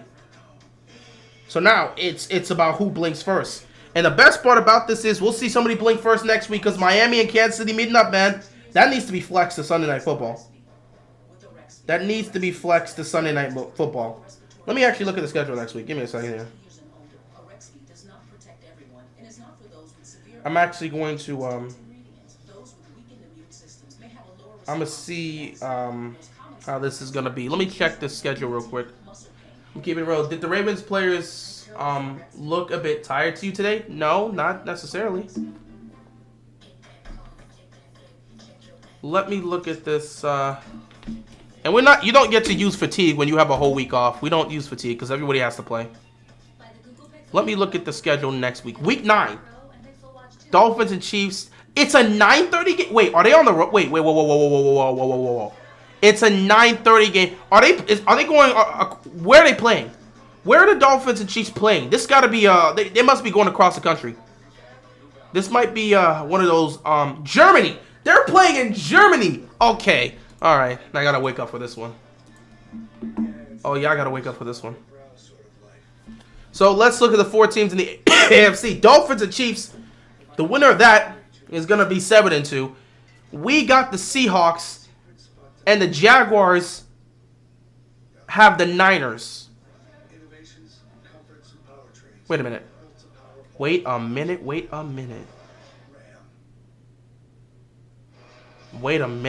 The Jaguars are going on a bye week. The Jaguars have a bye week next week. I didn't realize that. The Jaguars have a bye week. So, yeah, never mind. Mahomes and Tua are going to play each other in Germany, and we got the Seahawks. Meanwhile, the Jacksonville Jaguars, they have a bye week. So, we won't see them until next week when they take on the Niners. Would you rather play at Arrowhead or Miami in the postseason? Easy, Miami. First of all, no, Luis, I'm not rooting for anybody because Baltimore is in position to try and get the number 1 seed their damn selves. So I don't care who wins that game because we have to win our game so we can keep up the fight for the number 1 seed. I'm not worried about who wins that game. I don't want to play. Would you rather play in Miami or Arrowhead? Obviously, the obvious question is I'd rather play in Miami than play in Arrowhead. But I want to get the number 1 seed. We'd lose either. I would not say we would lose either. First of all, have you looked at the Chiefs' offense? The Chiefs' offense, especially on the road, they're not good on the road. Their offense has not been great, so we have a puncher, especially with the way our defense is playing. With the way our defense is playing, we match up well against what the Wow, against what the Chiefs bring. Not saying we would win, but it's not like we'd get smoked. And Miami, I'm not picking Miami to win a damn thing. You can say whatever you want. Miami's defense is so suspect. Out of the 3 teams we're naming, Miami, Baltimore, and Kansas City, Miami easily has the worst defense out of the 3. They're very suspect. I don't trust their defense, and in big games, they have not shown up. They have not beaten a team over 500. Actually, they might have done that. Let me see. Wait, did they even play today? They did play today. Please tell me they beat a team over 500 today. They had to beat No, New England. They haven't beaten a team over 500. So no. The Chiefs, yeah, they could definitely beat us. But I'm not picking the Dolphins. The Dolphins, no. I don't trust that defense. What have you seen from the Dolphins defense that makes you trust them? Not to mention, when they've gone up against top tier teams, what have they done? At least you can look at the Chiefs and say they have one of those wins. At least you can look at the Ravens and say they have one of those wins. So no, I wouldn't say we would lose either. No. Probably Kansas City if we go to Arrowhead. But Miami is a different conversation. The Dolphins' offense on the road has been horrible this season. The Dolphins' offense has not been great on the road, and their defense has been suspect all season, which is why they have not beaten a team over 500 so far this year. The 2 times they faced off against a team over 500, they got smoked in both those games. Meanwhile, Kansas City's offense, they've been terrible on the road. They've been fine at home. Their defense is doing the bulk of the work this season, which is why I feel if the offense for Kansas City ever gets it together, they're going to win the Super Bowl because no one's going to stop them if they actually have this defense. 4th and 1, they're going to go for it. Oh, we got an easy jump by Odafe Owe. That's a clear jump. That's a clear jump by Odafe Owe. This point, you're just trying to add points. Denver's up 24-9. The game is over. And that's pretty much going to put everything, like, this could put the nail in the coffin. It's going to put the nail in the coffin.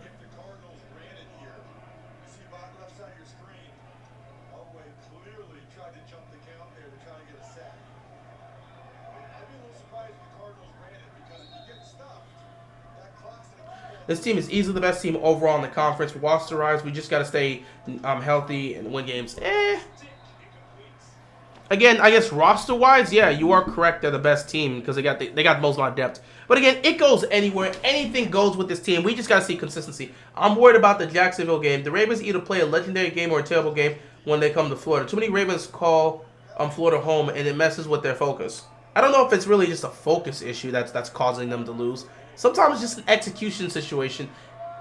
Like the last time they went in Jacksonville, they should have won that game, but the defense screwed up at the last second. So that was a defensive thing. I don't think this defense will screw up in those type of moments.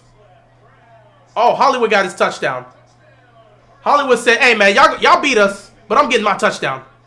Y'all beat us, but I'm getting my touchdown.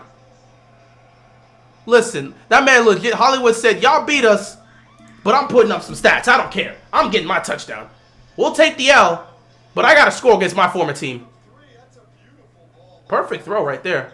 But yeah, Hollywood said, I'm not going home. I'm leaving it with something. We'll take the L, but I need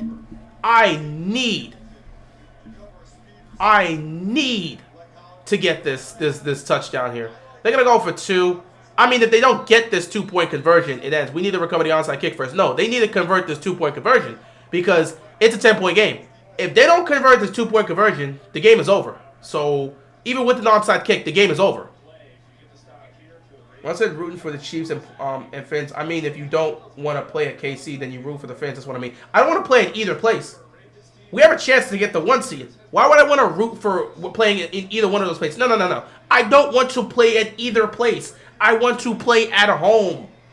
Actually, it really doesn't matter to me. Home, on the road. At the end of the day, if the team is focused on winning a championship, then that should be the focus. Whether you're in Arrowhead, whether you're in Miami, whether you're at home, it really doesn't matter. The Ravens are better on the road. Listen, if it's the playoffs, if you can't get up and play at your best in the playoffs, whether you're at home or on the road, you don't deserve to be in the playoffs. So I don't care if it's a home game or on the road game. We play better at home, we play better at the road. I don't care. You talked about winning a championship, show up at home if you got the number 1 seed. I'm not here to deal with this. At the end of the day, we're talking about playing better on the road. You understand we are in position. Oh, he got the 2-point conversion, but there's a flag on the play. Playing at home, playing on the road. At the end of the day, you want to win a championship, show up in the playoffs. Because, guys, you understand. You got to understand, even if we don't get the number 1 seed, we're in position to win our division. So we will have to play a home playoff game. So if you can't show up at home, how would you get to the road?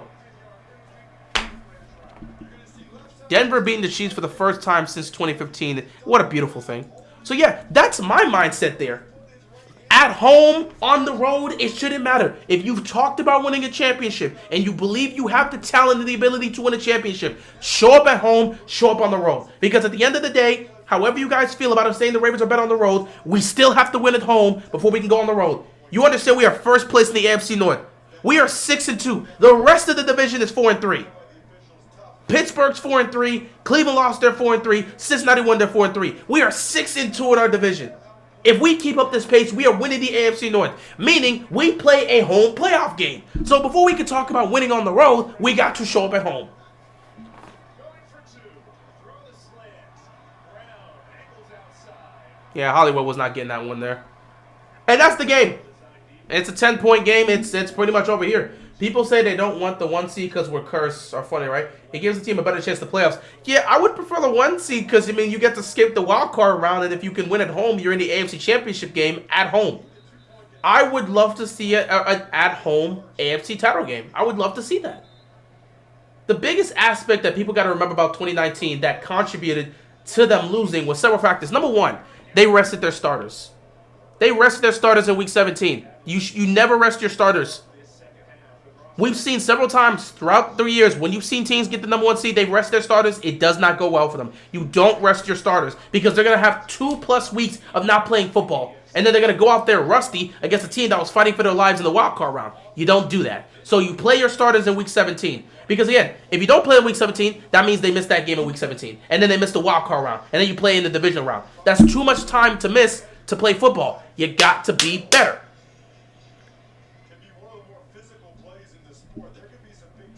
So, I wouldn't mind the number 1 seed. But again, we're looking too far ahead. We are looking way too far ahead. There's still plenty of time left. There's still plenty of time left. Plenty of football left to be played. We can't even talk about that. And Tennessee just plays smart on offense at the time. I mean, true.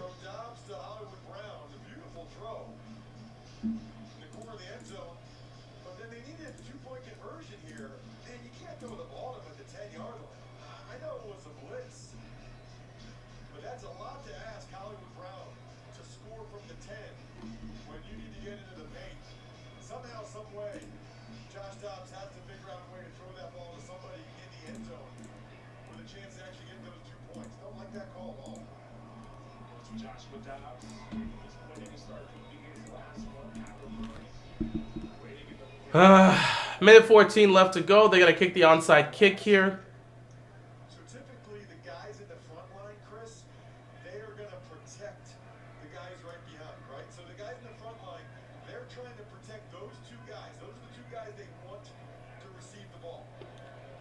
Onside kick. And Arizona got the onside kick. Of course.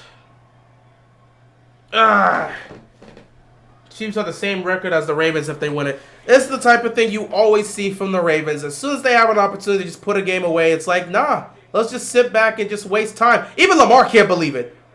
Even Lamar can't believe it. I can't believe it. Do you know how rare it is to get an onside kick? And I got a huge question. The Ravens special teams all season has been suspect. When are we going to address this? When are we going to address this, guys? Like, this needs to be a conversation. Matter of fact, I'm going to have to make a video about this. I'm going to have to make a video about this week. The special teams of the Ravens have been suspect all season. They've been messing up in the return games. They've been messing up in these punt blocks. They've been messing up way too many times on special teams for the... Oh, God. All right. We got to talk. We going to have a conversation about this special teams. Because they have been literally messing up way too many times. Special teams been doing the most.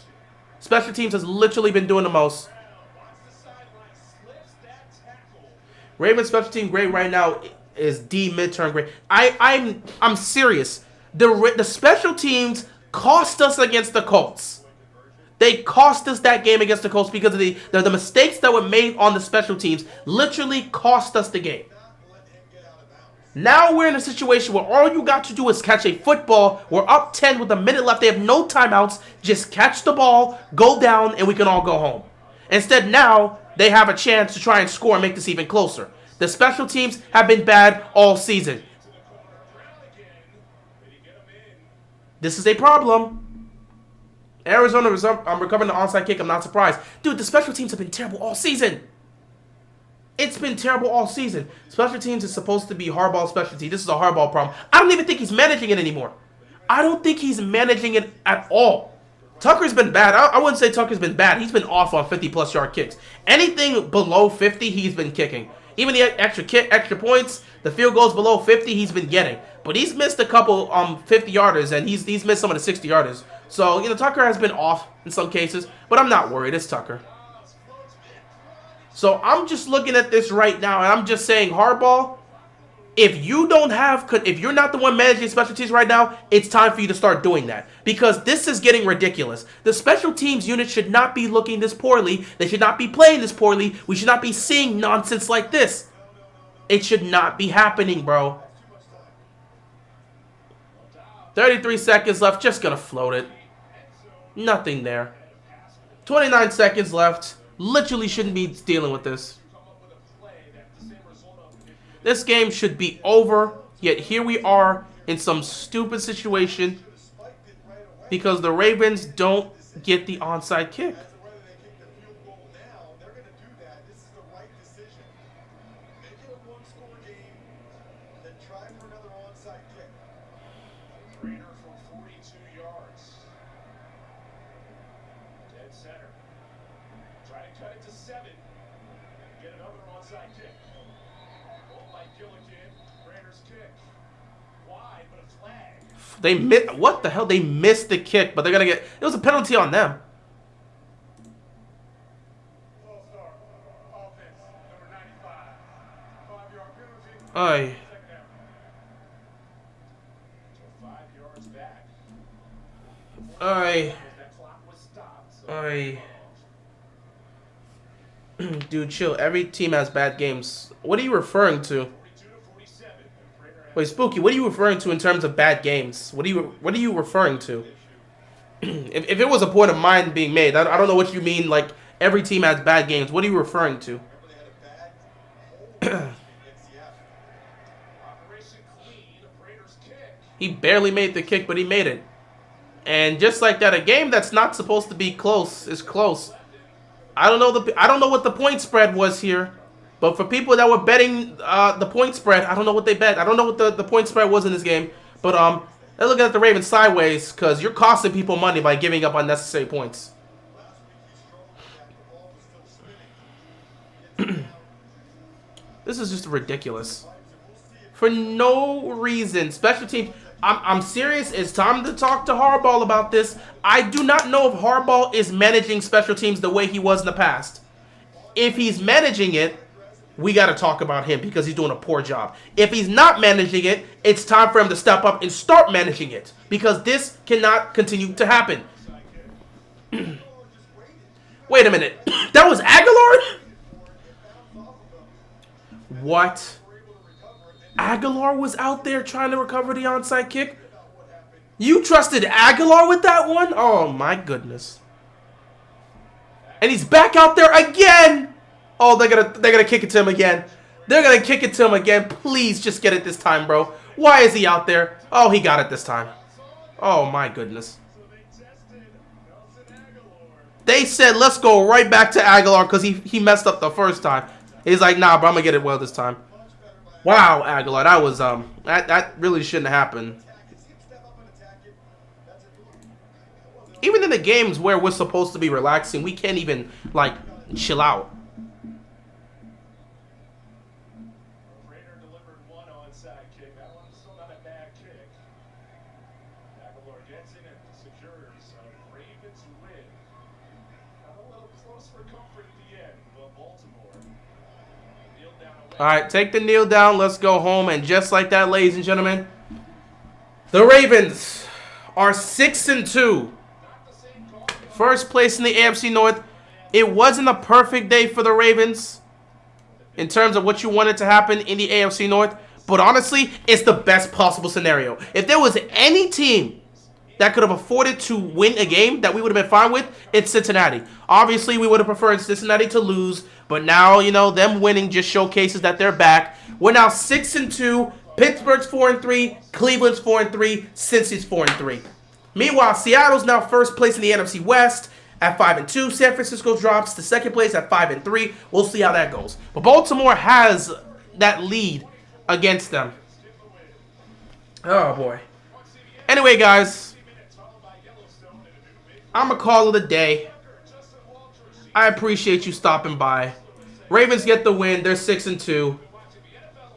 Next week's going to be an interesting one against Seattle. We're going to be at home for that one, so we'll see what happens. With that being said, guys, that's all I got to say.